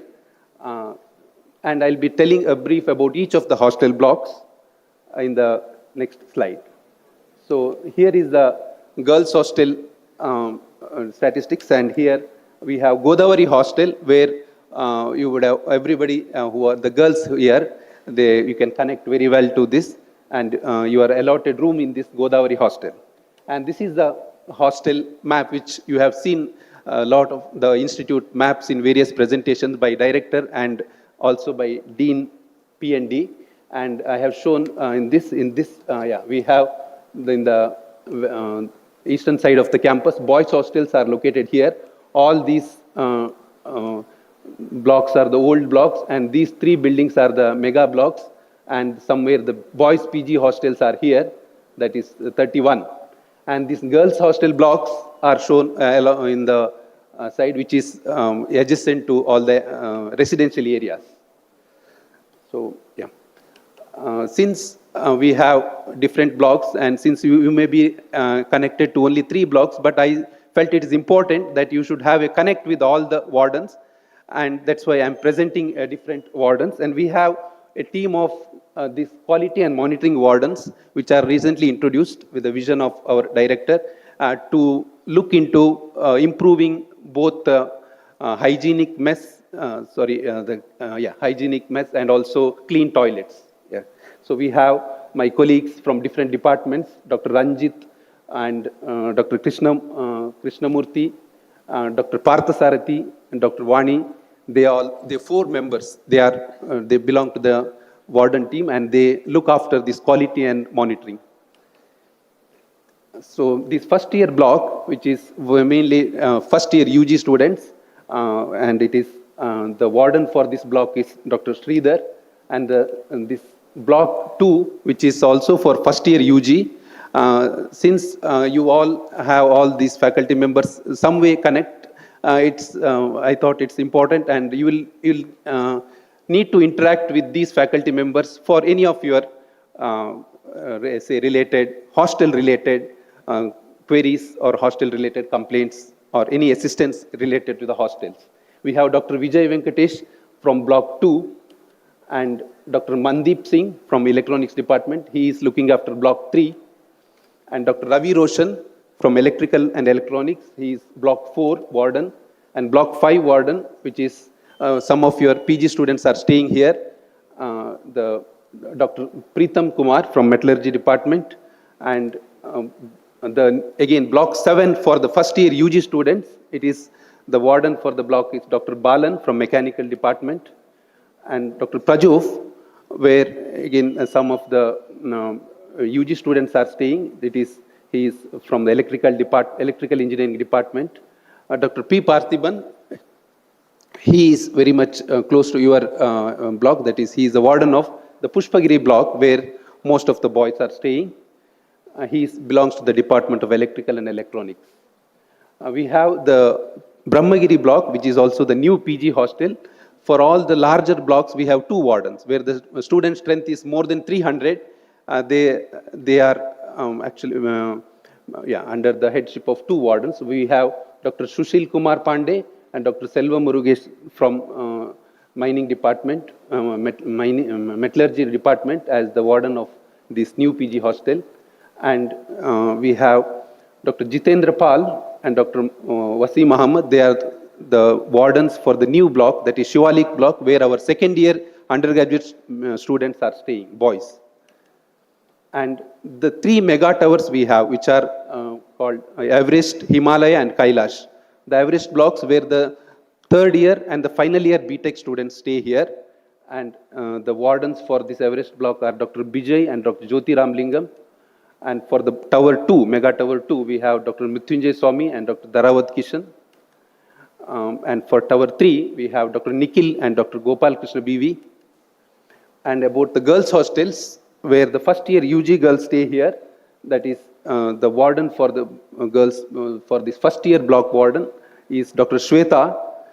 And we have other blocks as well. She is also looking after one more block, that is Ganga, where second year BTech stay. That's a smaller hostel. Those 2 smaller hostels are managed by single warden. And we have Dr. Nagama Patil, who looks after this Kaveri and Netravati block, which is GH2 and GH5. We have Dr. Ratnamala Rao from ENC department. She is looking after this Sharavati block. And Dr. Janani T from the Department of IT, she is the warden for this Godavari hostel, where our first year PG students, most of you are accommodated in this hostel, and she is also here. About the mess information, we have these 11 messes running, out of which 9 are in the boys hostel and the 2 in the girls blocks. And out of 9 messes, 4 are vegetarian and 5 are non-vegetarian messes. And apart from that, there are 3 night canteens which cater to the needs during the late night hours, after 9 p.m. till midnight or till 3 a.m. They operate till midnight. And they are in 3 different blocks, that is Vindhya, Sahyadri, and in girls block there is a night canteen. So this is a sample meal, I can say. And all these messes are managed by the hostel administration, and there is a mess committee which is very actively managing, and they are giving the review. They are reviewing the mess quality with monthly meetings, and you have the flexibility to choose any mess. But once you choose a mess for this month, you have to be there in the 1 month. The next month you will be allowed to change. That is mainly for the accounting and other purposes, convenience. So out of these 11 messes, 8 messes are outsourced. They are run by contractors, and the 3 messes which are running in the boys hostel, that is block 1, 2 and 7, they are run by the hostel administration. They are the staff are paid by the hostel office. Yeah. So we have these veg messes. We have 5 veg messes which are with capacity also shown here, and non-veg messes which are shown here. Almost the percentage of non-veg is a little higher, 40 to 60, as per our the demand. We have changed some of the requirements, and yeah, this is the present status. So we have few mess rules which everybody need to follow. Every hosteler need to enroll to the mess. This is a requirement, and there are some mess rebate rules. That is, if you are continuously absent for a stretch of 5 days or more, you can apply for mess rebate. For those days, your mess bill will not be charged, but with the proper approval, proper leave. And monthly mess bill is calculated, and it is shared equally among all students, whether veg, non-veg, and across all blocks.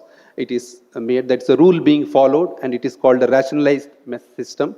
And every month we have the audit of this mess bill, and it is presented in the presence of student representatives and the council of wardens, and the approval is taken in that meeting.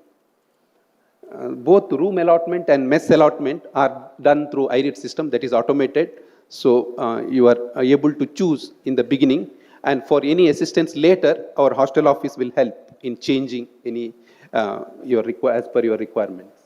So this is the mess timing which everybody need to follow. We have aligned this to match your class timings.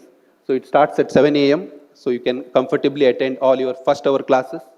So I advise everyone to wake up early and not to miss the breakfast for your own health.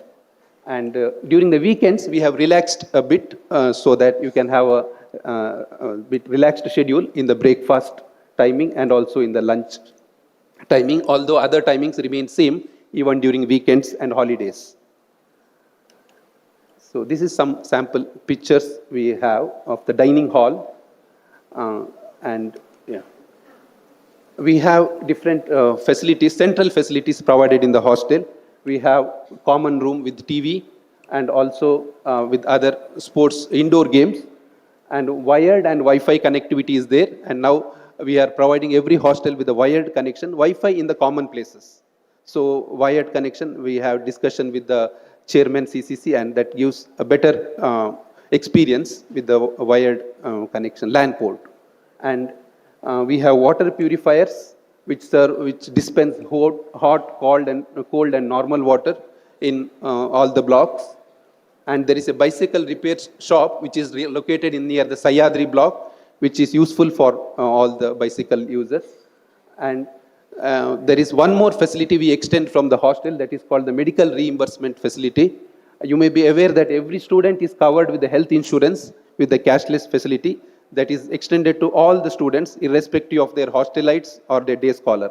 Apart from this, hostelers, they are supported with rupees 25,000 per year of the medical reimbursement, which is mainly applicable for your OPD charges for any tests, etc.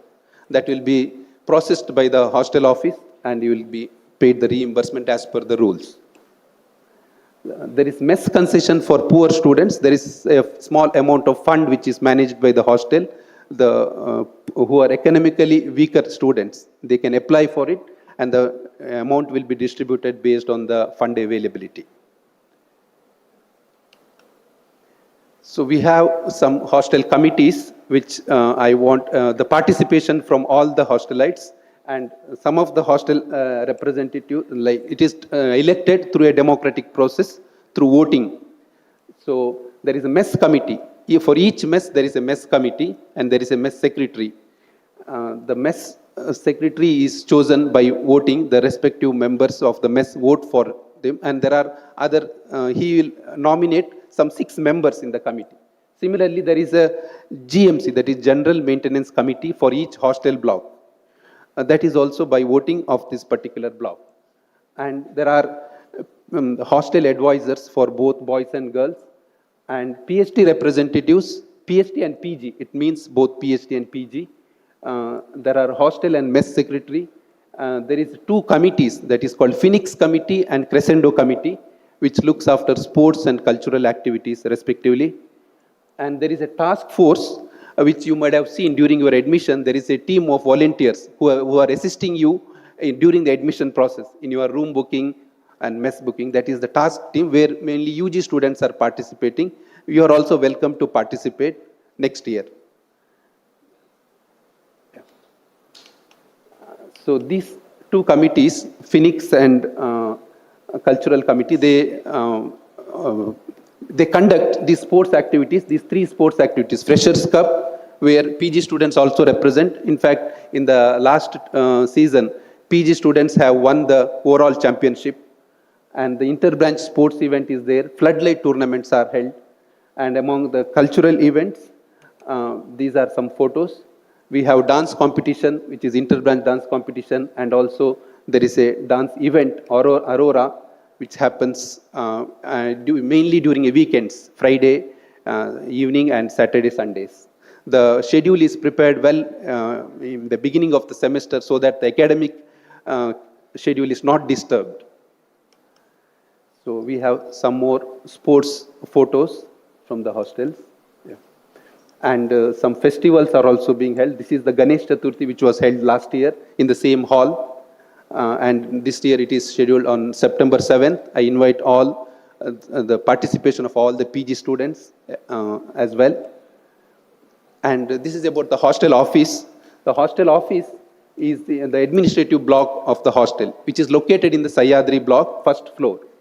So we have 13 dedicated staff members who help you in any hostel related assistance.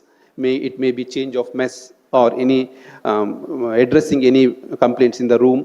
So please talk to them, please treat them with dignity, and they are all available to help you. And we operate on 6 days also, Monday to Friday, 9 to 5:30. And Saturday also it is open up to 9 to 1 p.m. This is mainly for the convenience of students. Though we are 5 days, the hostel office works on the Saturday as well. And you can look into the hostel website, hostels.nitk.edu.in, all the up-to-date information about all the wardens and facilities, and rules and regulations are also mentioned. Be familiar with the rules and regulations, and you can always contact warden for any assistance. And you can contact me here, and you can also email me, and the hostel office email address is also shown here. So with this, I thank everyone for patient hearing.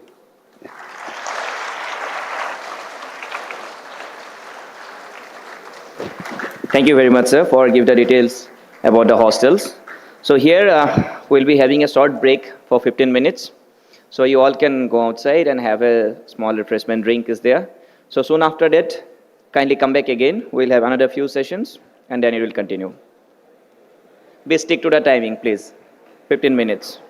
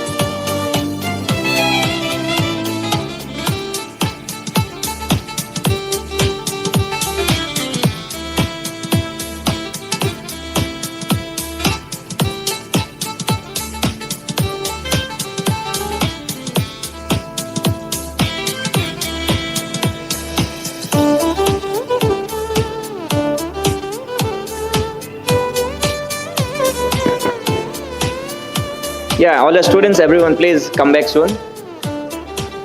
The one who are present here, you can just call your friends back.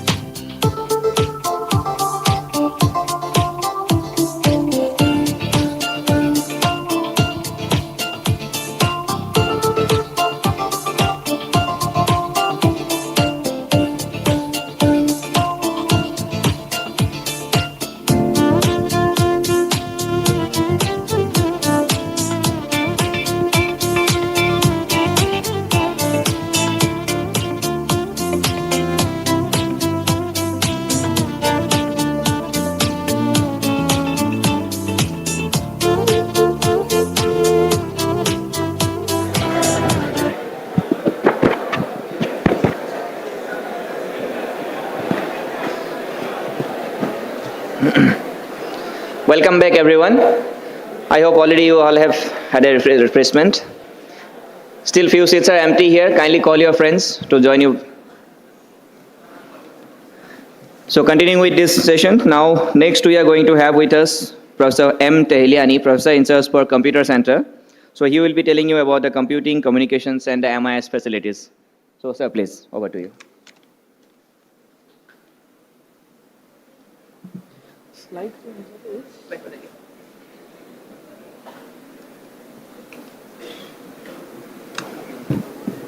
All right, so good morning, everyone. Good morning, everyone. Great. First of all, many congratulations to all the PG and PhD students and their family members for the fact that you all have secured a seat at NITK. Welcome to the NITK family, first of all. I am Mohit. I am associated with the Department of Computer Science and Engineering, but currently I am taking care of the Central Computing Center. And with respect to that, I'll talk about three things, as you can see in my slides. First, I'll talk about what are the computing facilities we have, how you can leverage those computing facilities, then communication facilities, and finally, the MIS, which I believe you might have already seen when you completed the admission formalities. So let's talk about the computing facilities first of all. We have a dedicated Central Computing Center building, which is just on the right-hand side of the CIDS building where you are completing the admission process.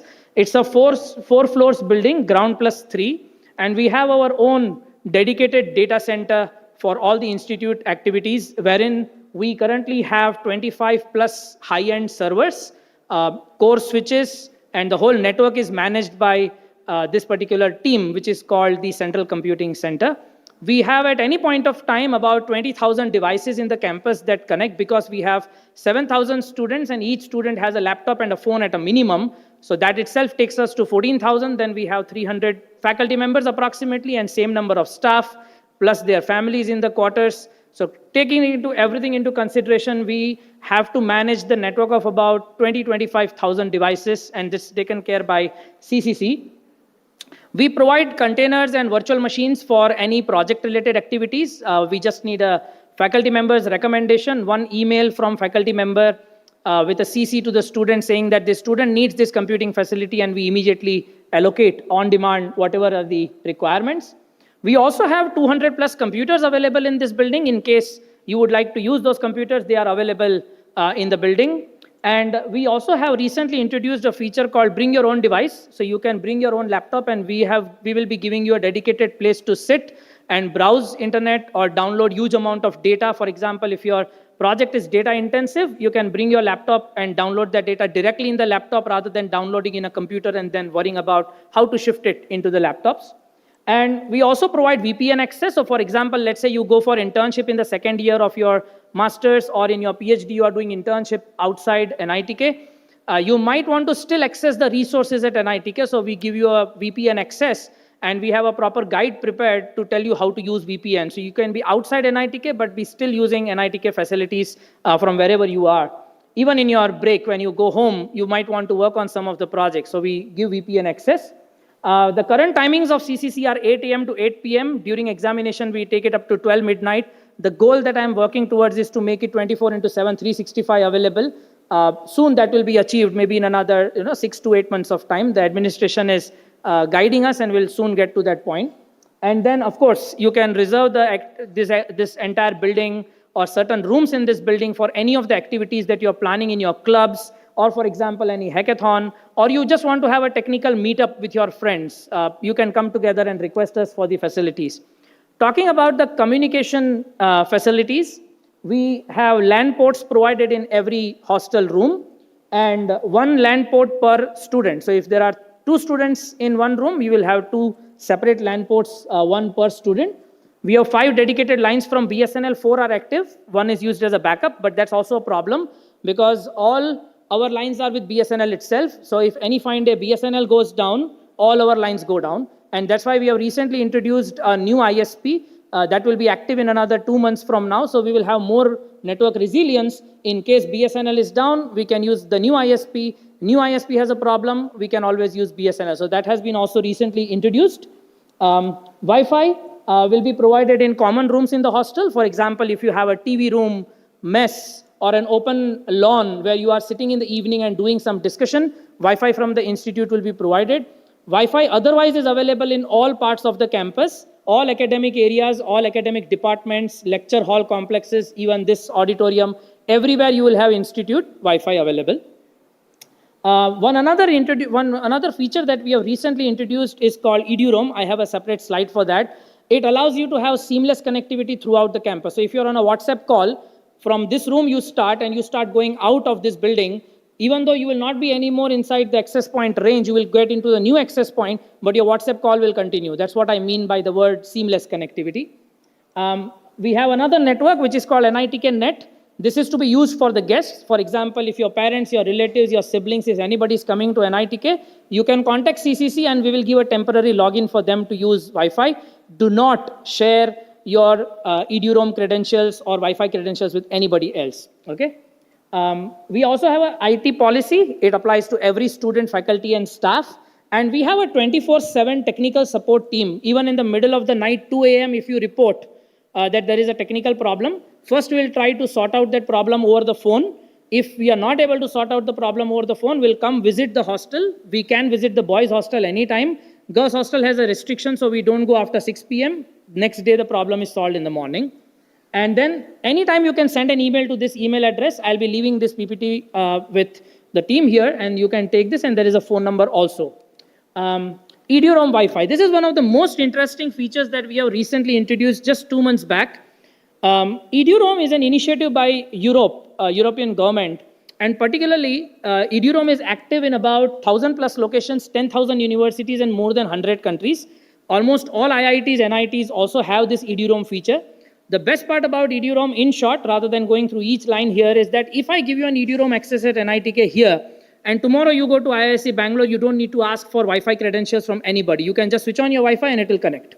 Similarly, you go to IIT Delhi, IIT Bombay, IIT Madras, and many private colleges also have EduRoam. Many airports have EduRoam.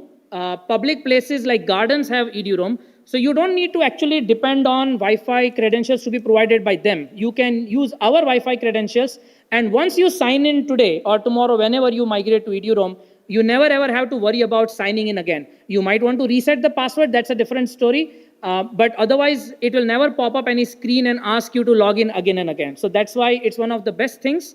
We should try to use it. But if you want more information about it, here is the link and something in red color for you to focus on. What is in red color? Read out with me loudly. What does it say? Do not share your credentials. Because see, if you share your EduRoam credential with somebody and wherever in the world they go, they will use EduRoam with your credentials and your footmarks will be left. If tomorrow any legal activity happens, you will be caught because your credential will be proven. So somebody goes to some country and does something illegal, you will be held liable because your credentials were passed on to them. So be very serious about this part. You need any help, let's say your parents are coming in, you need Wi-Fi for them, contact us. We will give you a temporary username, password. You can allow them to use using that. Don't allow them to use EduRoam with your credentials. So that's what I have written in the last slide. We also have an intranet website which is coming up soon. CCC is developing this website where you will get all the information about what are the eateries in the campus, where is a cycle repair, what are the medical facilities, how many banks are there, all kinds of information that you want, or where is washing machine, or where is a laundry, or where is a cake shop. All those informations will be put up on this website. It will be launched in about October end, around that time frame. We also are restructuring the CCC building. This is just a tentative plan. It is under still review, so it's not at all final. But we are making 2 floors of CCC, that is the 2nd floor and 3rd floor. As I said, it's a 4-story building, ground plus 3. So 2nd and 3rd floor, we are making dedicated places for students to come and have meetings. So you can see we have dedicated rooms with proper LCD screens for you to sit and discuss. We also have open sitting areas where you can actually sit and work with your friends. There will be a tiny museum also here about old devices. For example, floppy disk, for example. Many new students don't know what a floppy disk looks like. Maybe you will know because you are senior students, but many junior students don't know about it. So we are going to have a small museum And then the third floor will be actually reserved for activities like hackathon. There will be dedicated calling booth. So for example, if you have an interview with a company and you want to sit in one place and attend that interview without any disturbance, or you want to take a Google Meet call, or you just want to make a call without disturbing anybody surrounding you, there will be dedicated rooms with doors, glass doors, where you can sit, fully air conditioned, and finish off your activities. And this is the plan. Once this gets implemented, we will then start opening up the entire building 24 into 7 into 365. So that's the goal that we have. Now talking about the one of the most interesting thing and one of the most relevant things for you. Did you use IRIS till now? Yes. IRIS is the management information system. One of the most unique aspects of this particular system is it's totally built by NITK students. Not at all a single module has been given to any outsourced entity.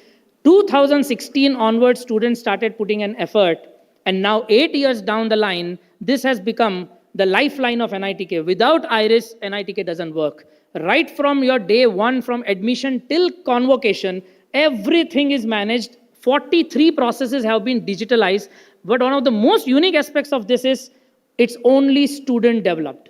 Of course, there are faculty members who are mentoring the students, and ensuring that everything is done as per the proper software engineering aspect. But believe me, it's one of the most unique project you will not find in any other university, not even outside.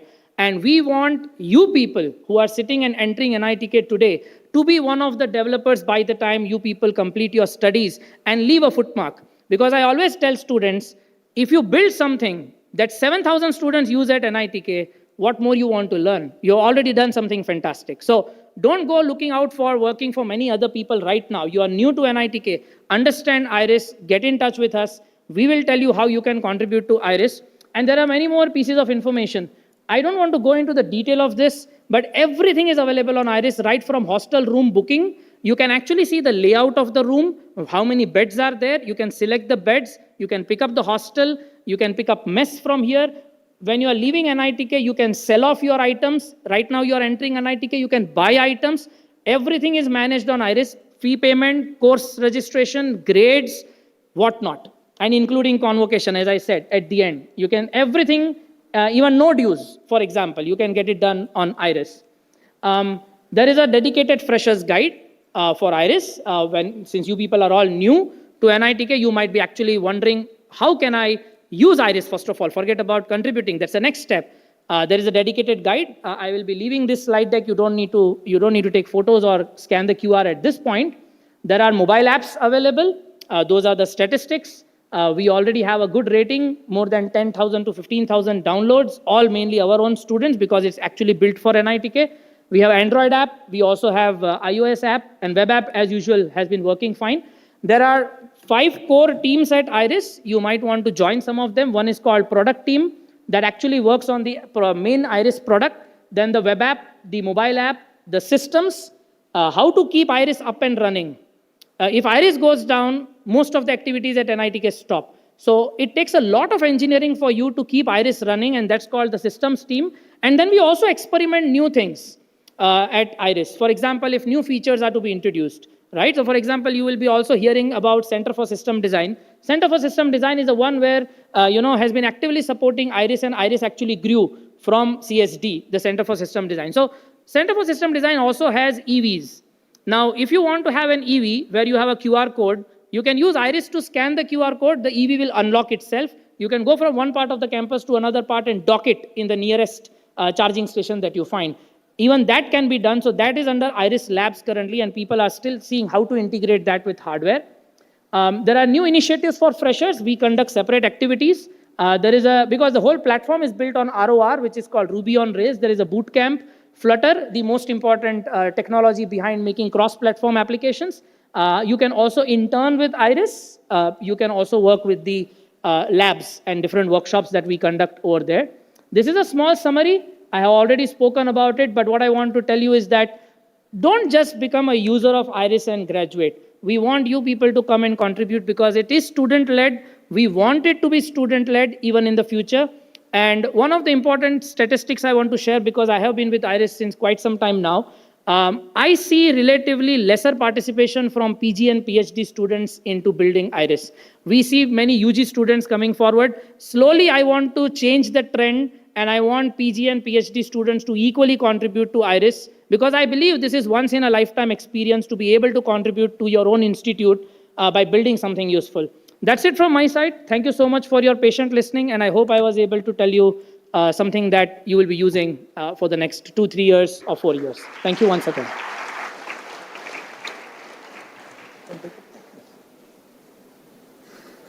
Thank you, Mohit sir. Wow, what a patient hearing, right? Because he was giving you the details about the oxygen that you required, right? Am I right? Huh? So today, 3 o'clock in the midnight, you will give a call, sir, Wi-Fi is not working. So don't do that. It's exactly working, no need to test. Thank you, Mohit sir. Next, we'll be coming with Professor S. Kamath, Professor in charge for the learning resources. So he will be giving you about details of library and different book resources about the libraries.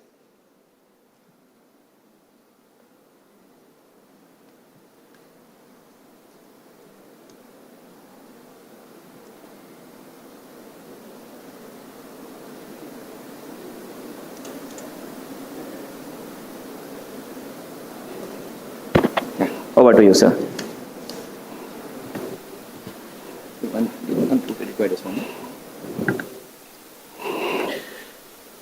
Namaste.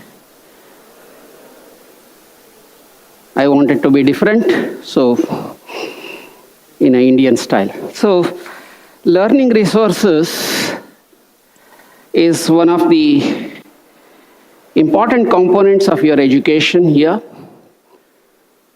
And I am Professor Shyam Kamath, faculty from the Mathematical and Computational Sciences Department. And I have been given this charge of managing the learning resources. Mainly, of course, I'll be in charge of the library and also about other aspects like online trainings, lecture being made available online, soft resources, and whatnot. So let me start with this quote of Chinese proverb: what I hear, I forget. What I see, I remember. What I do is understand. So, meaning of a learning resource is any device or object or a machine used by a teacher or provided to the students to clarify or enliven a subject. So library is one of the main points or center where you get all these opportunities to learn something new. Audiovisual resources, internet is also one of them. Interactive workshops, seminars, conferences, and whatnot. Apart from this, of course, there are resources available on the soft mode also. So library is a temple of knowledge, center of all academic activities, and the primary energy point of any educational institution. Libraries provide access to the information resources and also offer study spaces, research assistance, and also educational programming. It connects the people to information and also people to people. Library is a place which can be viewed as a space that is set apart to contain books, periodicals, and many other related materials which are meant for reading, viewing, listening, etc. Let me just begin with some idea about this central library, how it all started. Naturally, when the institution starts, it will have a component of the library. That is in the 1960, the first building came up. This was not really the entrance which is shown there, but it was well inside the main building itself. And then e-library complex was inaugurated in 2000, as late as 2018. And Koha, the open source based LMS system, has been introduced in 2019. Remodeled library, completely renovated and refurbished library, and also air conditioned now, has been implemented in 2022. And the project is still on, I would say, because new upcoming building will have a look of this kind. You will see a different slide which will show you enhanced view of this. Coming to the vision and mission, objective is to serve as one of the leading libraries to provide the best learning resources in engineering, technology, and also human values. We give top priority to even human values. And this library is open to even the outsiders as such. And the mission is to provide the highest quality of information services which support the teaching, learning, and also research. So this is one of the glimpses of the entrance to the library.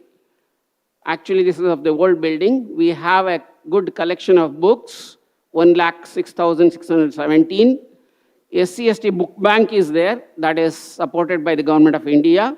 Bound volumes, e-journals. We have a good number of subscriptions to the e-journals. E-books are also available substantially. E-thesis, then periodicals which are in the print format, and online databases, etc. Of course, I have not listed everything there. When it comes to library membership, it is compulsory to borrow the books. Library cards, the format of which is shown to you, but that's going to be a temporary thing because we are moving to RFID technology soon. And borrowing facility is something like UG and PG students have provision to borrow 4 books for 15 days, and SCST book bank is accessible to the special category students, that is the SCST category students, 2 books for 1 semester. Renewal of books, there is a circulation desk where the books are collected. Email acknowledgement for any library transaction. And library fine, of course, is there, an overdue fine of ₹1 per day per book. And no due certificate, which is mandatory to get the degree certificate, is currently being provided by the Office of the Librarian, but IRIS will take it over very soon. Online digital services, we have library.nitk.ac.in, which caters to the online library library catalog, which can be accessed from anywhere in the campus currently. And institutional digital repository is also provided to you. And also there is IRIN's faculty profile. Every faculty's profile is available there. E-library portal is also provided through the Nimbus. We have a mobile app, M-Library, and you have a provision for live chat, which is also implemented through Nimbus, and we have QR code service also for online services. And when it comes to the library timings, right now we are facing some staff crunch. So we have limited it to Mondays to Saturday, 8:45 a.m. it opens, 5:30 p.m. it closes, and is remaining closed on Sundays and public holidays. However, during the exam time, we keep that area open. E-library complex, which is shown in the bottom over there, this is actually e-library complex, which is open for longer hours because it's a fully air-conditioned area. Of course, every building is air-conditioned. Monday to Saturday, 8:45 a.m. to 1 a.m. 1 a.m. means the next day, sorry. Sundays 9 a.m. to 4 p.m. and public holidays 8:45 a.m. to 5:30 p.m.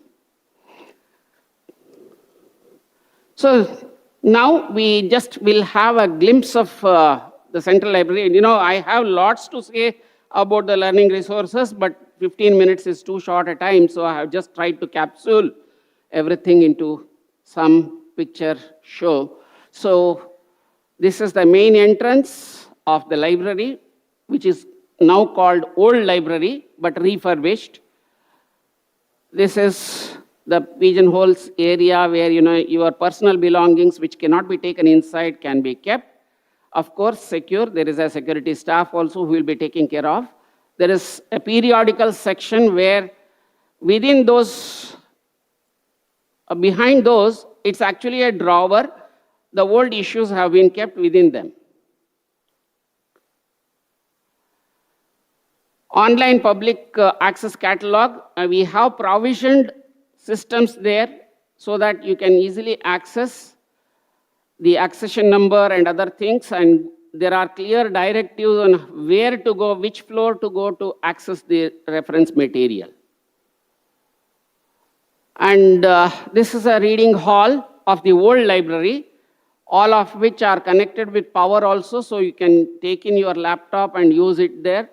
That's permitted. You have another reading hall. This is not air conditioned. This is also air conditioned, but has limited facilities there. And on the left side, what you see is a separate rack which is reserved for the books published by our own faculty.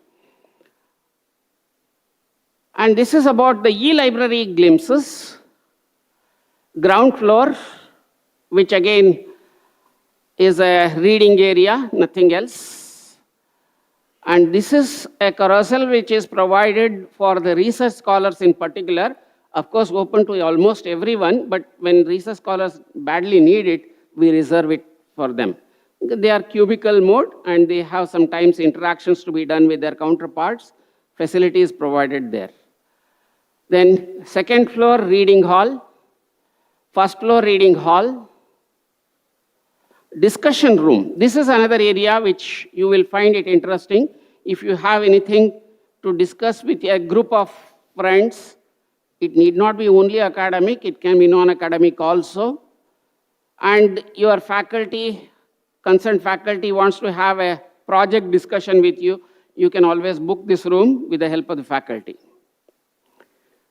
This is unique to our library, Digital Learning Center. It is actually a hybrid seminar hall, which can even cater to the online mode and has almost every recording and publishing facility there. We can do editing also to some extent, and this is where we want to start with for course recording also. This is another facility with little limitations. And these are the lobby areas where sufficient furnitures have been provided. Power supply is also made available there. People can sit. There is no air conditioning, but there is a lot of ventilation around. And this is unique to the e-library area, that is cyber library. Good quality desktops have been provided there. This area is not only used as a reading hall, but also for smart lectures, sometimes technical training, sometimes project-related training by the faculty. So this is the look of the new building, which is, of course, the construction work is yet to be started. And once it comes up, the old library building, which is on the left side, and the e-library building, which is on the right side, they will be connected through this building. Currently, it is shown as 4 floors, but it will be having 6 floors is the new plan now. Yeah, when it comes to the audiovisual resources, all classrooms have been equipped with overhead projectors at least, and some classrooms are equipped with the smart boards also. Voice amplifiers are being used by the faculty members when they are engaging the classes in the large classrooms. And library has two very well-equipped digital classrooms, as I showed you just now, which can cater to even hybrid mode of classes. Yeah, departments, students' clubs, centers conduct workshops, hackathons, as Mohit also mentioned to you. Interactive sessions can be arranged with the experts, both on campus and online. We often do that in our library premises. Experts from academia and industry are often invited to deliver expert talks, which also happens very often in most of the departments. And this is about a technical event, Engineer, which is normally organized in the month of October. One of the beautiful events which is subscribed by most of the engineering colleges all over India. Yeah, when it comes to, Dr. Mallikarjun Angadi, I think, he's here. He is my colleague who heads the library. And for any help, a QR code is provided. The soft copy is available with the Dean's office. You can always get the contact details over there. And just a capsule of our library staff. So summary, when it comes to learning resources, are definitely key components of quality education. Library, being a central facility, provides you most of the reference materials useful for the studies. Participation in the workshops, technical events, seminars, hackathons, expert lectures, etc. We say they help, but we rather urge you and encourage you to participate in all of these activities so that you can take your knowledge to the next level. The learning resources are for students, and every student must use it optimally. Yes, thank you, unless there are any questions.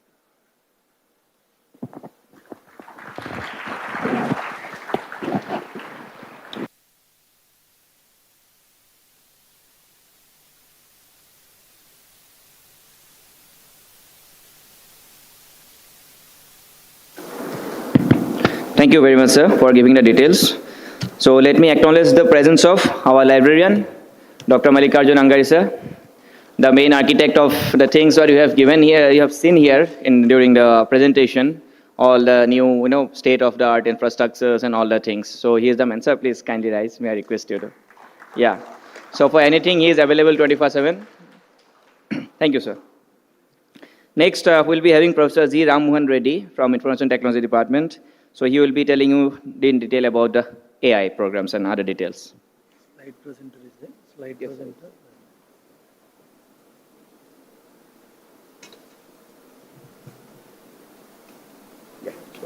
It's working. This is left, right, and this one is center. For it's not required for no. That pointer is there. Pointer is different. Sir. No, this one. Pointer is different. Okay. Okay, if it is required. That is the. So, good afternoon, namaste, namaskar, because I already transitioned from morning to afternoon. So it is a great challenge on my part to complete different aspects of this important topic, the role of AI and its impact on education and employment. So coming to myself, I think this is Professor Reddy, Senior Professor, Department of IT. More details you can get from the Department of IT portal.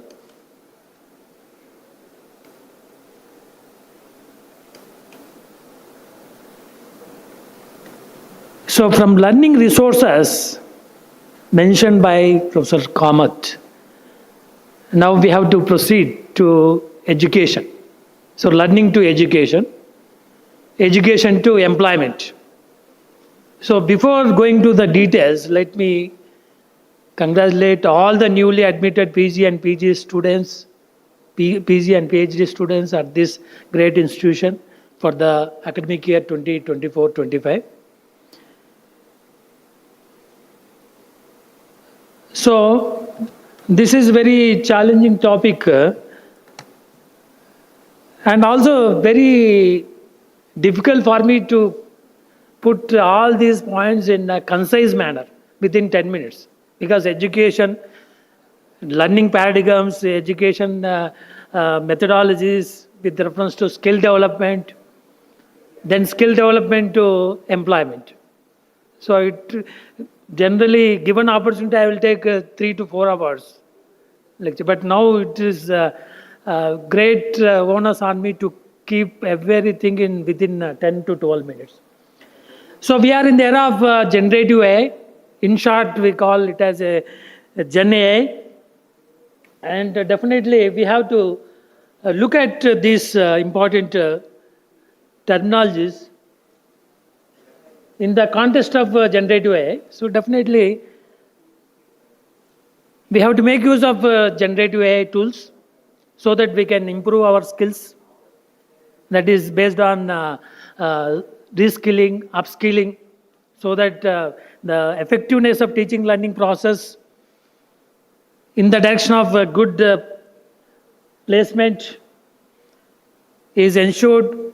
At the same time, we educators, including, because you are also acting like a mentor for teaching laboratory at the level of undergraduate labs, particularly TA duties will be given to both the MTech and PhD students. So you have to help the teaching learning process under the guidance of the faculty member. So definitely there is a role of making use of these AI tools for effectiveness of education, that is based on effectiveness of teaching learning process. Similarly, how the students are using these AI tools for various aspects, right from presentation slides preparation, document preparation, content generation, video generation, before that image generation. So many tools we have, right? So definitely for the various aspects we have to make use of AI tools. Similarly, we have to improve our skill sets for employment. That is the next stage. And now we have to take care of engineering for AI and AI for engineering, because this is another wonderful document prepared by some National Science Foundation, particularly Engineering Research Vision Assistance at USA, and submitted wonderful document in May 2024. So that they will make use of generative AI for effectiveness of engineering education based on generative AI. And particularly we have to consider the impact of generative AI in the context of these threats like vulnerability, because these are destructive technologies. At the same time, we have to consider the positive impact rather than focusing on negative impact. So definitely we have to take care of or we have to address these VO of what means the vulnerability, uncertainty, then that is complexity. Then obviously we have to take care of adaptiveness towards updating our skill sets. So this ERWA at USA, they have submitted the recommendations for engineering, for AI for engineering education and engineering for AI. So definitely we have to take care of those things. Particularly if you consider AI for engineering, so definitely we engineers, educators and the PG and PhD students, we have to focus on the key aspects, design aspect, engineering design, with the novelty, with the creative mindset. And similarly, if it is leading to manufacturing, based on additive manufacturing, based on integrated manufacturing, where we can rope in AI. So it is a completely embedded scenario. So more details we can discuss in the coming slides.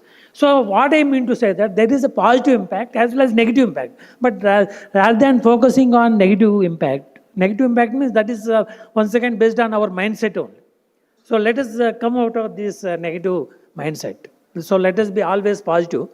So what is the positive impact of AI on both education and employment? So that we will make use of these attributes towards designing intelligent systems with the cost effectiveness. So our main focus is to reduce the cost. Similarly, we can focus on individual and personalized systems. Like students want personalized counseling, personalized tutoring systems. Then how we will make individual based systems. So for that we have to make use of customizability. Whatever we do, we have to take care of efficiency with utmost efficiency. So it should be efficient also, right? So definitely we will look at this framework. This is about complete framework related to generative AI, right from the consumer, like a client, right, as an end user. Similarly, for entrepreneur, in both horizontal and vertical domain, making use of these tools. Similarly, prosumer is both product producer as well as consumer. So that means he or she is acting like both generator or creator plus consumer. So those things are also mentioned in this market map. So there's huge potential for marketability of exploiting, leveraging this generative AI for multidisciplinary, interdisciplinary, transdisciplinary areas. So because of time constraint, I will not go into these details, but it all depends upon the application domain. So are we using the text-based AI tools, or image-based AI tools, or video-based tools, or speech-based? So depend upon the application. So what type of tools we can use? What type of platforms we can use? What are the applications? So these are some of the tools, right? So I think we are familiar with this ChatGPT, latest version. Similarly, we are familiar with Sora for video generation, and we are also familiar with DALL-E for image generation. We are also familiar with Devin, which is used for both code generation as well as web-based creation. It's a software AI tool. So like this, we have several applications. So now let me give some more ideas related to education framework. So now, because of time constraints, I will not focus too much on these aspects because it is 2 hours lecture. What type of skill sets one has to possess, including me? It's because we are lifelong learners. So here comes, I will quote the wonderful sloka in Sanskrit, particularly with reference to teaching learning process, because education in the classroom, in the laboratory, that is both the class theory classroom as well as laboratory classroom. Similarly, in the hostel room. So this is also known as Chanakya Niti, or famous Chanakya, or this is also known as Vidura Niti. Vidura means minister during Mahabharata time, people say, but we don't know. But the sloka is as follows, with reference to teaching learning process. So 25% knowledge through your teacher or acharya. So that is acharyat padam adatya, means 25% knowledge is accrued, or knowledge is transferred by the teacher or mentor to the students in the classroom, right? So that is 25%. The next 25% is learning by doing, that is self-learning. So that is padam sishya swamedaya, means self-learning, learning by doing. That is you have to do on your own.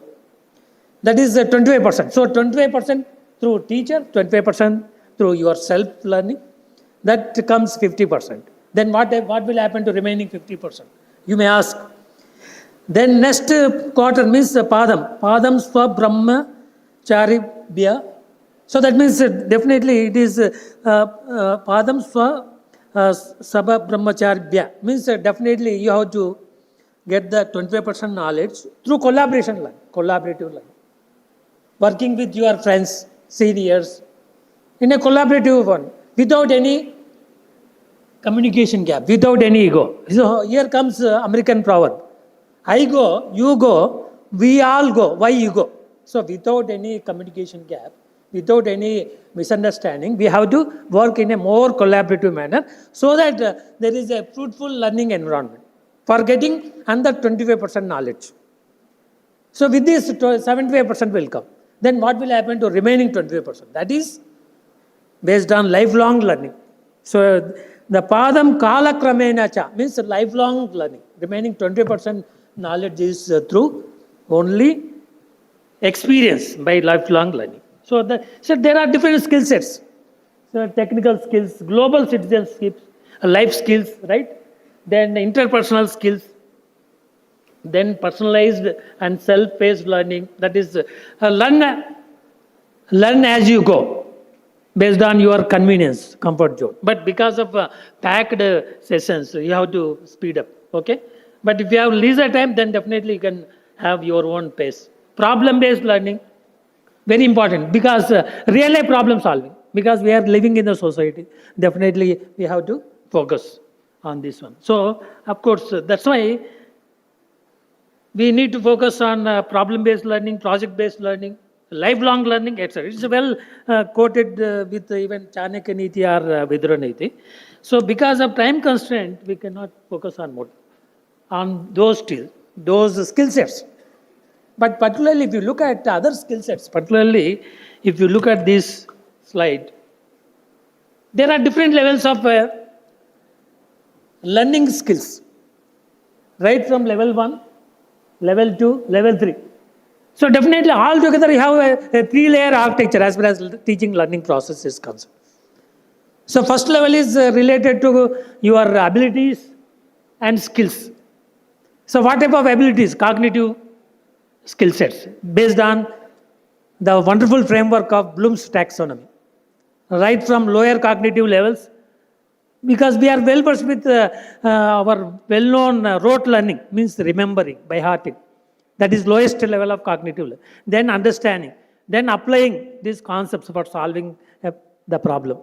Then analysis, then evaluation, then creating or synthesis. So the fourth, fifth, sixth levels are higher order cognitive levels. So what type of skill sets? Similarly, you have to look at the affective skill sets, your attitude, your concentration, whether you like this class, whether you like this project, whether you like this particular problem. So that depends upon your attitude. In a Facebook terminology means whether you like or dislike, right? So here also in the teaching learning process, how we participate effectively with concentration, with attention, with focusing. That is based on our attitude, our interest. So that is the next level, that is affective levels. Last level is definitely psychomotor level. Psychomotor level, definitely we have to do something by wonderful coordination, collaboration, including our hands, our brain, right? If there exists a collaboration between human and robot, then definitely we have to take care of human-robot interaction. A part of collaborative learning. So definitely, this is about the third level of this level of interaction. But ultimately, we have to follow this one: knowledge and information with the disciplinary knowledge. Of course, if suppose you want to take an example of action, so that you can design a gaming, then what type of elements at level 3 are required? Not all are required, because we have to take care of creativity thinking, critical thinking, etc. But definitely creativity is important, so that this design game is novel. Digital skills and programming, because you are designing a game using coding and programming. Similarly, you are using this game for solving certain problem, maybe related to STEM, science, technology, engineering and mathematics. Similarly, we have to work in a team. Definitely we need to have a collaborative learning skill and grit with the determination, with the dedication, so that we can solve and complete the task. So not all these attributes or elements at level 3 are used for this particular example, exercise or action. So depend upon the action, right? So like this we can go into so many details, but because of time constraint I cannot dwell on the same thing, right? Now, we'll focus on employment. So employment, education, okay, employment. So at the end of your 2-year degree, at the end of 4-year degree, from here where to go? Question will definitely will come into your mind after 2 years degree, after 4 years or 5 years PhD. What next? So definitely you need to focus on some skill sets for getting that job. Now, of course, this is the image generated by DALI, and of course, courtesy source for this image from University of Pennsylvania with reference to the mind mapping of RoboBrain based on the embedding these learning algorithms embedded in the brain of robo using this artificial intelligence. So definitely there exists a collaboration between human intelligence and robo intelligence, right? So this is the DALI image generation, then generated image. So what type of skills we need? How to upskill? So in the direction of coding. So that depends upon your job. Are you interested in coding job? Are you interested in big data analytics? Are you interested in technology, design and development, etc.? Then what are the jobs that are on demand so that we can accordingly upskill these skill sets?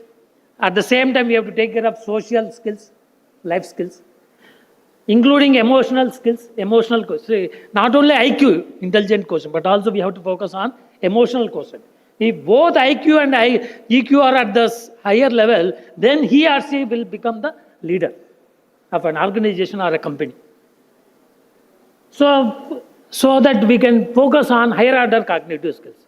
That is with the critical thinking, creative thinking, and effective and efficient decision making. That is very important as far as higher order cognitive skills are concerned.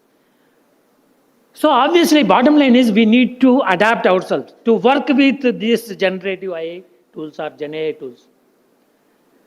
So nowadays, companies are giving preference to the people who have these Gen AI skills, 50%. So 50% companies, as on date, based on the survey, recent survey, they prefer the engineers or personnel with not only core engineering domain knowledge, but also with AI skills. So how much impact is there? Positive impact, right? Of course, if you consider the negative impact, there is a loss of jobs, particularly in finance, banking, and say this telephone answering. That is not more than 20 to 25%. Even low-end IT jobs, because the moment you give input as a well-structured prompt in English language as a query, then ChatGPT or any other generative AI tool will give wonderful response. Even in the context of technical document writing, even in the context of code writing, then question will come. There is a contradictory statement. On one side, you are saying that you want to upgrade AI skills. On the other side, you want to have a proficiency in computer programming skills like C, C++, Java, Python, etc. So bottom line is, now question is, at the same time, blindly we cannot say that generative AI will remove or replace the jobs as far as programming is concerned. That is wrong. So we engineers, we programmers, we also take care of testing and validity of the generated content or produced content by these generative AI. Whether the program written by ChatGPT or any generative AI tool is correct. So for that, we need to test and validate. So we need testing and validation engineers also. Whether this generated code is correct, whether generated technical document is correct or not. So that is about the positive impact. So there is a survey that 20 to 25% this disruption of the job market because of generative AI. At the same time, there is an opportunity and challenge to reskilling and update our skills based on adapting ourselves to improve our AI skills, so that we can take care of new roles, new job responsibilities. So if you look at the job profiles, there are 3 different types of job profiles. One is, if you consider the lowest one, cluster 3, routine mundane jobs. So routine mundane jobs will be taken care by AI tools, right? So routine, like when routine use of AI for apps, standard deployment. So for that, no need of recruitment by the company. But the companies are interested in this higher level. Cluster 1 jobs, cluster 2 jobs. Where the industry wants to exploit the expertise and experience of the AI experts so that they can design and develop intelligent systems and deploy solutions on the cloud. Right? That is because of cloud computing. Similarly, they are also interested in recruiting the people with reference to deep science and technology so that they can design state-of-art AI systems, state-of-art AI architectures, new AI algorithms, and intelligence systems. So definitely there is an opportunity and challenge.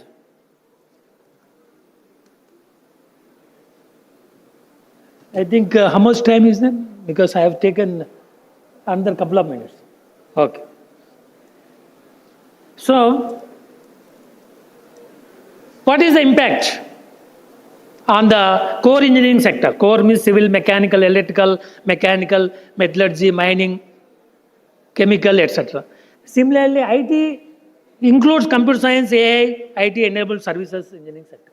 But we are in the era of course, this is Industrial Revolution 4.0, but because of generative AI, we are now moving towards Industrial Revolution 5.0, where we can integrate the technologies like augmented reality, virtual reality, including mixed reality, so that we have immersive experience, so that we can have customizable systems, that is personalized and customizable systems, by roping these big data analytics and Internet of Things, intelligent Internet of Things. So this is at the same time how we will rope in 5G and 6G technologies. Because slowly now 5G is now deployed, right?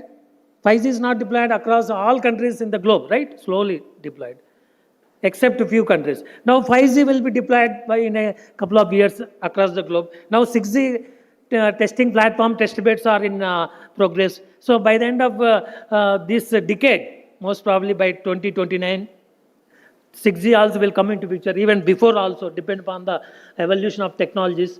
And how we can integrate these AI technologies with 6G and beyond, with robotics, with Industry 5.0, with augmented reality, mixed reality, with customizable experience, with human-robo-computer interaction and interfaces, with cyber secure and blockchain technologies, we can design intelligent systems, right? And this is about, this is related to large language models or LLMs. Particularly, this will affect employees. I already told about. There is a projection of 40 to 50% jobs with reference to job loss. But at the same time, the employees adapt themselves towards generative AI. They will definitely contribute for the higher productivity of the companies. But particularly the coding and writing, low-end jobs may be taken over by ChatGPT. So that's why we have to consider only cluster 1 and cluster 2 job profiles as described earlier. Similarly, there is an opportunity for a new job roles. Okay, now let me conclude. So these are the important tools for various applications. For images art, we have these tools, AI tools. For content generation, we have these tools. For programming and coding, these are the tools. For video generation, Sora, synthesis, etc. For music, IVA music generator. Personal productivity, these are the tools. Advanced users and researchers. So definitely your MTech and PhD students, definitely you can make use of these tools. Of course, the courtesy of these details are from University of Michigan. And every university, including NITK, must have AI policy so that we cannot misuse these AI tools. So one should be responsible, one should be ethically conscious. So definitely there comes ethical AI, responsible AI, right? Trustworthy AI system. So this is about complete landscape for using generative AI application framework. So this is about AI policy. Recently, IISc Bangalore has come up with AI policy, and every institute, including NITK, must insist on AI policy. Like IT policy, we have to have AI policy. So these are very important points. As PhD and PG students, you must remember particularly. See, what type of tools, what are the do's and don'ts, right? So particularly, see, AI tools should be fully disclosed by researchers with attribution, precise and transparent. See, when you write a document, then these plagiarism checking tools like Turnitin, they will definitely give the percentage of similarity. What is the percentage of copying from the internet resources? What is the percentage of copying are generated by ChatGPT or any other AI tool? What is the percentage of your own contribution as well as your own individual technical writing in English language? So definitely you have to take care of this thing. Similarly, you have to follow the guidelines related to journals, conferences, publishers, whenever you use the AI tools. Similarly, don't feed any confidential or any restricted information by using open source or free AI tools. Better to use licensed tools. So always we have to focus on generative AI, responsible AI, ethical AI. And last slide is, okay, from here where to go? When to leverage AI? For what purpose we can use? So we have to think about our institution, our country, so that we can make and contribute towards the Vikasit Bharat 2047. For that, we need to have a success model, like a Swachh and Swachh, both are related to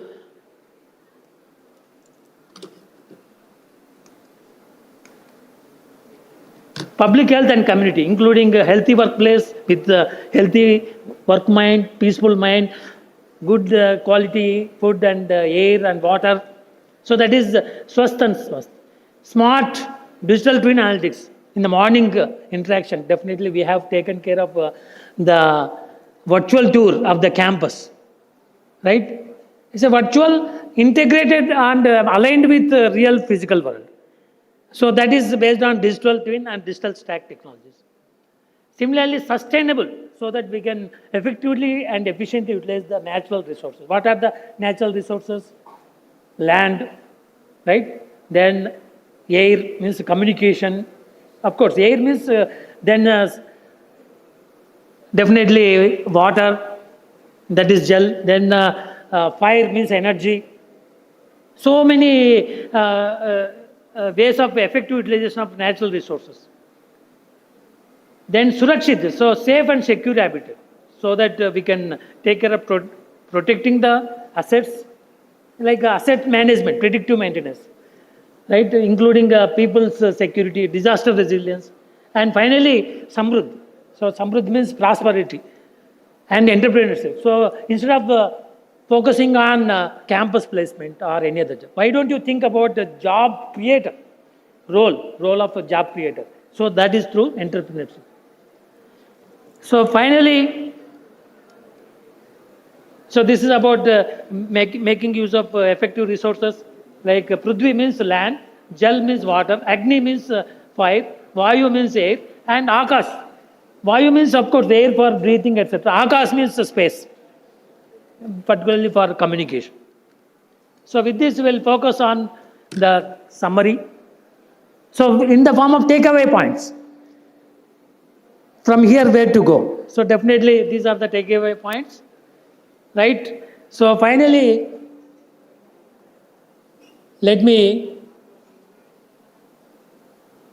wish you all the best in your future endeavors with this Sanskrit sloka, Sarve Jana Sukhino Bhavantu, Loka Samasta Sukhino Bhavantu. Thank you for your attention.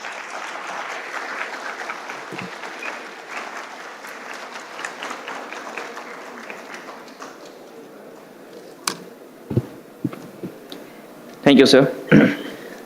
Next, we'll be having on stage the next speaker, Professor Vasudev Madhav, Professor in charge for the MOUs. So we will be talking about professionalism and the rules and regulations to be followed. So over to you. Thank you, Hem Prasad.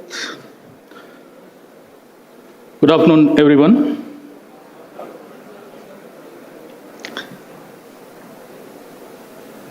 So today I am going to speak about this professionalism.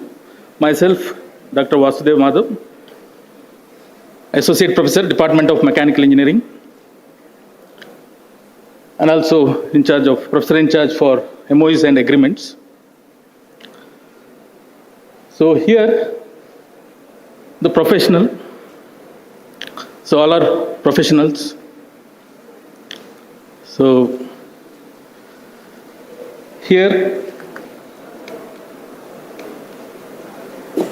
you have some profession, you have completed BTech degree, or some of you have completed master's degree, right? So some are already professionals, or you are maintaining professionalism. So you might have heard this word several times, like if you delay in submitting the assignments or delay in attending the meeting or delay for some other group discussions. So our professors or your boss is to say, be professional, maintain professionalism. So that's what I'm going to discuss. You can recall, or did you maintain professionalism? So in your career, if not, so a few tips I'm going to give. It is already 12:30, so people are waiting for the lunch. Might have got bored also. So just I'll take 10 minutes to take you through this professional and professionalism. So here, profession, type of occupation. So you all know about this with the specialized training and expertise. So there are different professions. So doctor, engineer, teacher, or many other professions. So professional, sir, is an expert in the field, so in which he is practicing. So he is having excellent practical and literary skills related to that profession. And he or she maintains high standards of ethics and reasonable morale, and motivates the students or motivates the teammates and maintains the relationship and with the colleagues, and also he maintains the commitment. So professionalism is based on several factors. So the way you dress, or the way you carry yourself, or the attitude you have, so all that matters. So definition of professionalism is focusing on competing skills, or whatever the skills you have. So another thing is, see, professionalism is or professional at the workspace. It is not just simply wearing a good dress or wearing a nice attire or possessing one good degree or engineering degree or medical degree, MBA degree or PhD, or also if you are having some impressive title. It is not like that. So in this globalized world, so higher education, so that gives the qualifications to meet the global standards. So for some jobs, this qualification is required. Or resume with impressive qualifications, you will get good jobs. So for example, doctors or engineers or teachers, professors must have some certain skills or certain qualifications. So these need to be developed. Another aspect, so in a college or a university, you can get the degree. Right, you can get the degree.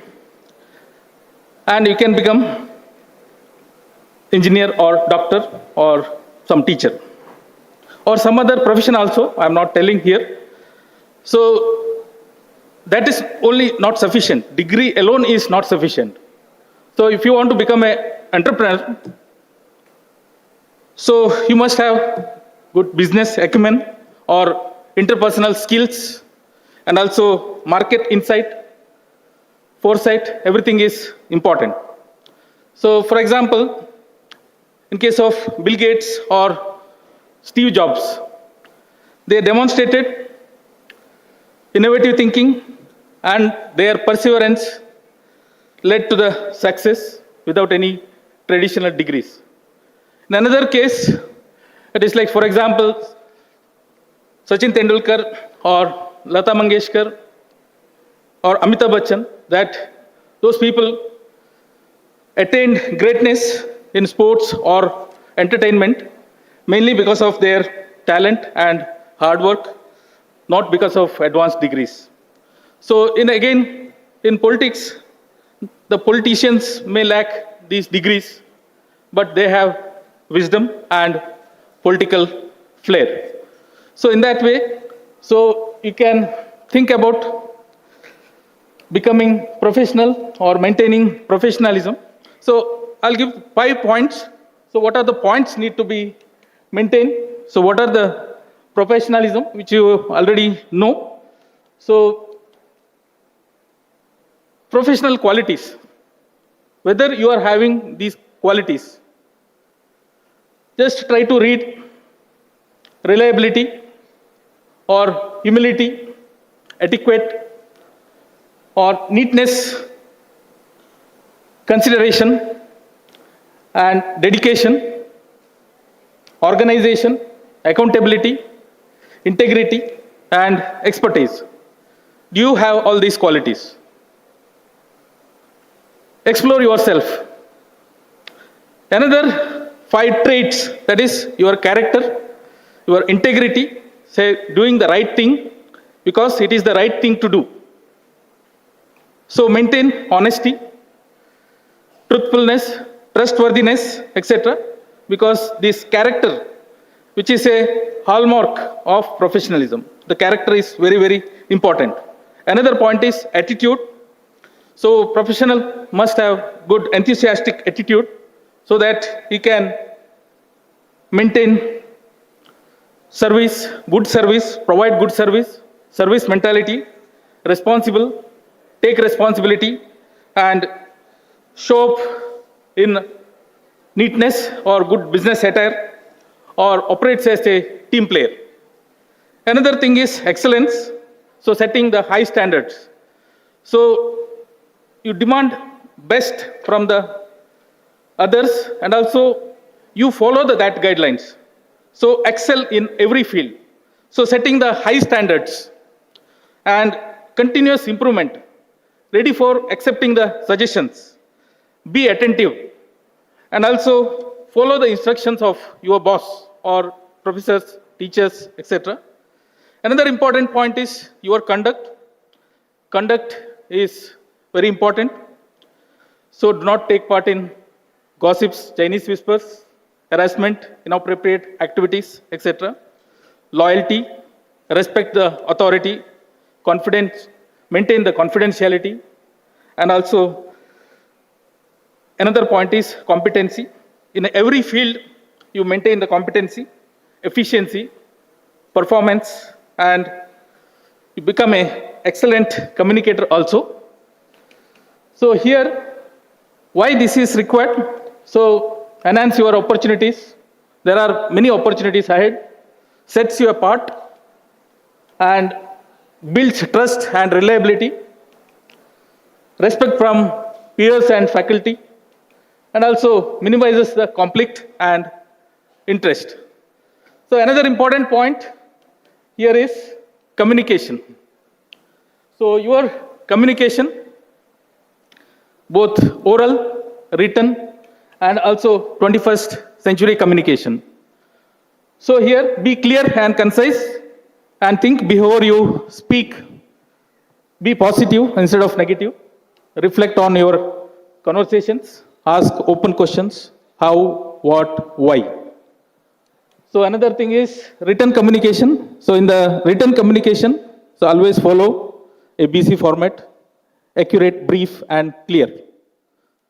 So 21st century communication, so that is use proper grammar or carefully proofread, edit, spell check, rethink your response before you send. So avoid sending email if the subject needs face-to-face discussions. So don't send several emails. So you can decide about face-to-face discussion. Another important thing is maintain this emotional and social intelligence. So emotional and social intelligence is very much required for nowadays fetching the jobs. That is, what is emotional intelligence? It is science of managing the self and connecting with the others. So we can say that emotional intelligence or emotional quotient. So manage our emotions is very important, which is helpful in relieving your stress and also help you to communicate effectively and also overcome your challenges. So there are 4 key steps for emotional intelligence, that is self-management, self-awareness, social awareness, and relationship management. So self-management, so control your feelings, impulsive feelings, behaviors, and manage your emotions in healthy ways, and take initiatives, and also follow through commitments, and adapt to changing circumstances. Self-awareness, so awareness about your emotions, how they affect your thoughts and behaviors, and your strengths, your weaknesses, you should know. And also relationship management, so how to develop, maintain the good relationship with the fellow students, and also when you are at work with the colleagues, companies, etc. And social awareness, it is about you can understand the emotions, needs, and concern of the society, and through that you can understand who is front from foe. And also social intelligence, that enables you to measure another person's or another company's interest in your organization. So there are other 2 aspects. One is maintaining your mental health and physical health. That is also very much important. So if you are unable to manage your emotions, so you probably not managing your stress. That is like, so if you are doing a research in the second year or PhD students, so if you are not able to progress or move forward, you will start thinking too much. So that these thinkings are not able to manage your emotions, that will lead to several problems, health diseases or health problems, or stress related blood pressure or suppressing immune system, risk of heart attacks, etc. So therefore you should maintain your health.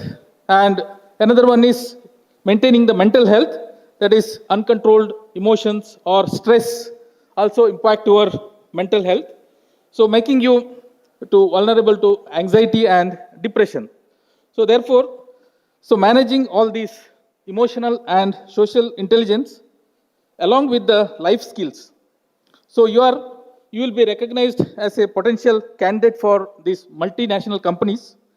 And also some professions require some degrees, but the combination, if you have both higher degree and maintaining emotional social intelligence, so by these combinations, so you can reach to the greater levels. So another second part here, it is some, in order to attain success, or we can say that in order to convocate from the institute, so you need to follow certain rules and regulations inside the campus. So proper decorum, behavior on and off campus. So always maintain, whether in decorum, whether in classrooms or labs or areas, etc. Your conduct outside the NITK is also very much important. Always act with integrity.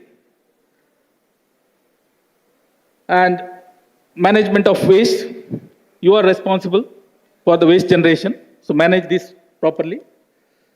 Ethical conduct in academics, so uphold honesty during the exams. Cheating is serious consequence. So ChatGPT, as sir said, So don't use ChatGPT for solving your problems, assignments, etc. Do it by your own. And writing also. Improve your writing skills. Don't depend too much on ChatGPT. Avoid plagiarism. Maintain honesty in academic work. Follow ethical guidelines in all research activities. So maintain academic integrity. So if you go outside, uphold the reputation of integrity.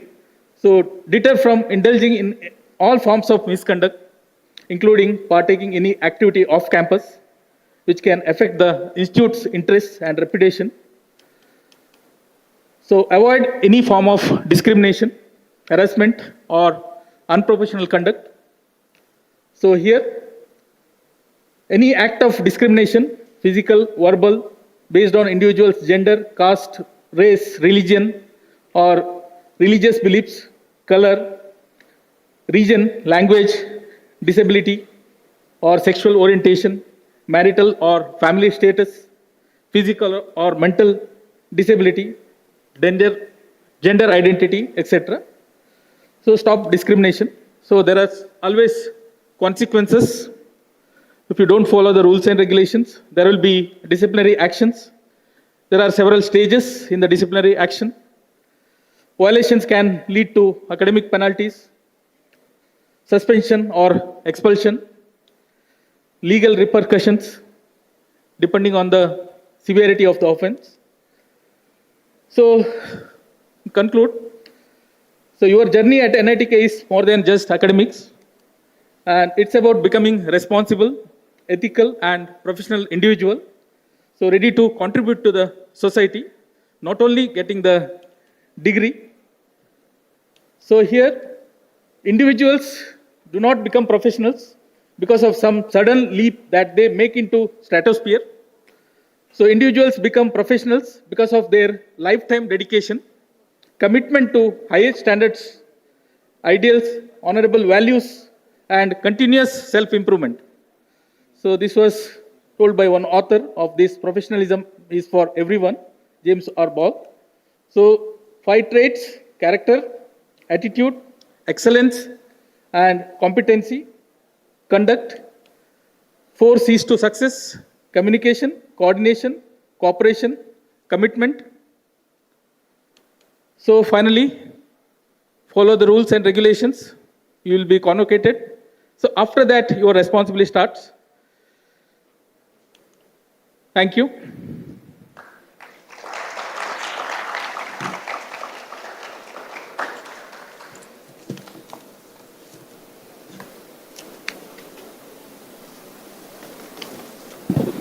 Thank you very much, sir. So here we have come to the end of this morning. So the last speaker of this beautiful morning is Professor K.R. Suprava, who is going to tell you about the managing personal finances and savings habits. So after this, it will be a lunch break, and then I hope you all have got this afternoon schedule. Have you got it? Department visits, right? So it will be displayed here also. So 2:30 onwards, you need to be there in the respective positions as per your departments. It's over to you, ma'am. A very good day to all the students who have joined NITK. Heartily congratulations to everyone here. On today's auspicious day of Varmahalakshmi, happy Varmahalakshmi to everyone. And I take this privilege of talking about managing money, managing personal finances, and saving habits on the day of Varmahalakshmi. Okay.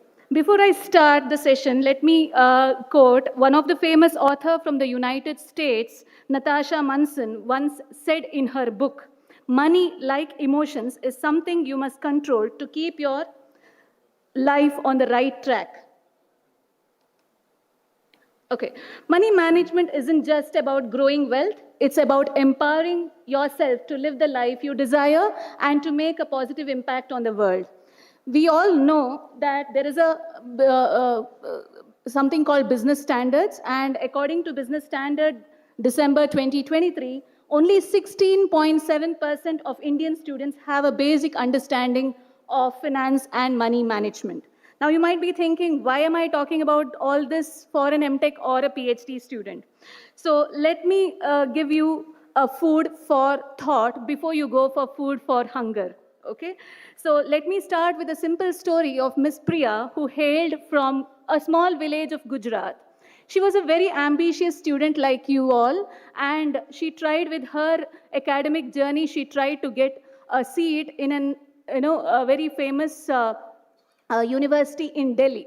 So she gets a seat there, and her family, her parents support her in all her academic journey. But at one point of time, they had some financial issues, and that's where they said, look, we have only so much of money, and we are trying to send you to Delhi for pursuing higher education. Please be careful. So Priya knows about all this, and then she goes to Delhi, she joins the prestigious institute, and then what happens? With all the excitement of a new city and with the freedom of staying in the hostel far from her parents, she's very excited and thrilled.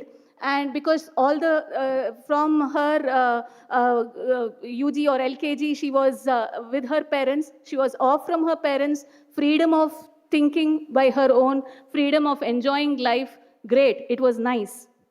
The first month of the semester, what happened with all her classes? She also goes with her friends out for partying. She goes with her friends trying for different cuisines in the restaurants. Okay, she ends up going even to weekend parties, and she tries going for buying trendy clothes like her friends. And also she goes for small short picnics and so on. Things were very, very fine in the first month.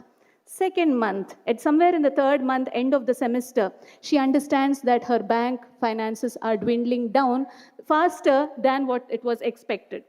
By then, she gets stressed up, financially stressed. This affects her academic journey as well. She was topper in the beginning, but then because of this financial stress, she was so much stressed that she was depending on her friends for her basic needs. That was her condition. This affected her academic journey as well. Somewhere she thought that, let me think seriously at this point of time, and then at that point of time there was a session in the university talking about personal finances, and she thought she should somewhere attend that particular session. So in that particular session, what happens is she listens to the professor, and there one particular sentence goes like this: by identifying essential and non-essential expenses and prioritizing needs over wants, you can develop a budget that promotes financial stability. So she was very excited listening to this particular statement by the professor. So the professor goes on saying that you need to create a budget, you need to prioritize your expenses, you should cut your unnecessary expenses, save for emergencies, and invest for the future.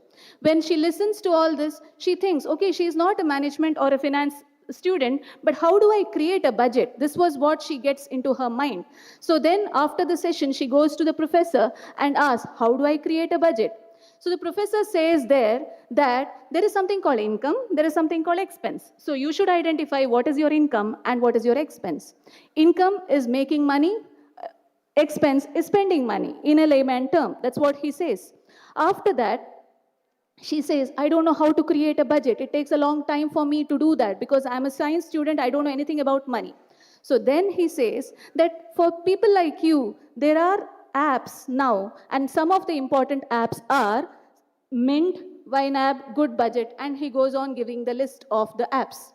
Later on, what happens is, when he also goes on narrating that you have to list down what are your income and what is your expense. At that point of time, she was just getting the pocket money from her father. That was her income. But then later she thought that in the future, she can go for, getting income like your scholarships and grants from different schemes, your part-time jobs. She was good in some skills, so she thought she can go for a part-time job. And then finally, she thought that there are paid internships where she can work on. There were startups which were giving internship at that point of time in that university. So she thought that she can go for paid internships. So she went on listing that these could be my probable income. And then she listed down that these are the expenses what I have. Expenses could vary from hostel fees to subscription to internet to insurance premium to the loan payment what she had to do to her friends, to trendy clothes, to medical expenses, And goes on, the list goes on. At that point of time, the professor also cautions her, saying that it's not only the list what you make, you have to prioritize your expenses. There comes the twist. She thinks, why should she prioritize her expenses?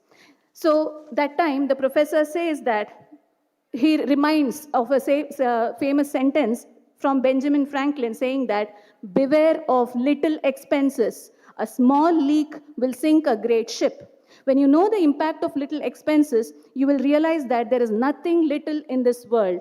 So you have to prioritize your expenses, and this is the reason you need to save for emergencies and not to spend all the stipend. What you receive, it could be through PhD or in the MTech, whatever stipend you receive. So then he also says that you need to save for emergencies because you have already taken a loan from your friend. So that is creating a stress for you, that is affecting your academic journey as well. So to maintain financial stability, you need to save for emergencies. So she asks, this question for a student of why and how is always there, and it should be there for increasing curiosity. And Priya was that kind of a girl where she was asking for everything, why and how. So then he says that you have to save regularly and small bits and pieces, 10 rupees, 100 rupees per day, if you can save, that's great. Per month, at least 20% of your income you need to save. Save for emergencies, save for contingencies, not spend the entire stipend. So set up automatic transfer for savings that you can do, so that if you forget also, automatically your bank account money will be going for savings. That's what he says. So where do I save? Now the question comes, where do I save? Is it in the SBI account? SBI account, it just goes off in phone pay. It's very easy now to spend money just with your mobile. You don't need to even go to ATMs. So where do I save? So then he says that to manage for the future, you can save as of now in these avenues. One is your stock market, where you have high return. With high return comes high risk. Okay? If you don't have time in seeing every day, every minute what is happening, then you can go on saving in your mutual fund or SIPs, that is systematic investment planning. Or you can save in unit-linked insurance plan, where you have insurance coverage as well as the market trends are going. Or you can save, if you don't want risk to be faced, which the others are facing some risk there, you can go for fixed deposits in banks or even the recurring deposit in post office. So there are different avenues you have to face. Finally, you also have exchange traded funds in the stock market, where you can trade with less risk compared to the normal stock market. So there are different avenues of investment, which in 10 minutes I won't be able to tell. This is what even the professor said to her. So if suppose you need more guidance on the savings, there are robo-advisors right now, like how you had gone for, you just listen to AI, sir's professor's session. Similarly, you have robo-advisors who can help you in telling where you can save efficiently with the risk you have. Professor later ended with a caution to Priya, saying that however you save, first learn the power of saying no. Saying no to unnecessary expenses. Saying no to your friends. Be strategically, strategically good for resisting your peer pressure by going for knowing your financial goals. At the end of the day, should you really spend the entire stipend, or you can save that for your future, for your marriage and so on. Okay? What is your financial goal? Choose your friends wisely. Have humor in avoiding tempting situations when your friend forces you to, take them everywhere for a party weekend. And also, for every decision you make, reflect on the consequence. What is the consequence we have by going for these spending? So, with all this, Priya was so very happy, and then she goes with, creating a budget and going with 20% savings of her income and so on. So what is the key takeaway from this particular session? Financial freedom is not a distant dream. It's the sum of smart choices made today, with tracking expenses, saving regularly, avoiding impulse purchases, creating a budget, setting financial goals, say no to unnecessary expenses. And last but not the least, as Warren Buffett saying goes, will you repeat with me? Will you repeat with me? Yes. Don't save what is left after spending. Don't save what's left after spending, but spend what is left after saving. Please repeat. Don't save what's left after spending, but spend what is left after saving. Thank you.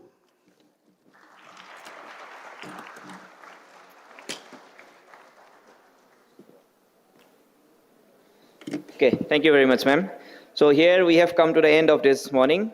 So thank you everyone for being the patiently listener here. So now it's time for lunch break. You can go back to respective hostels, and then by 2:30 you please be report to your particular department, the schedule which was given. Ma'am, can we have it displayed here once? For those who do not have a copy, you can just have a look here. Yeah, this will be the tentative things. So you accordingly you follow it and go and report there. So tomorrow reporting time will be as usual same again, 9 o'clock here. So no classes, directly at 9 you all have to report here in the same place. Thank you.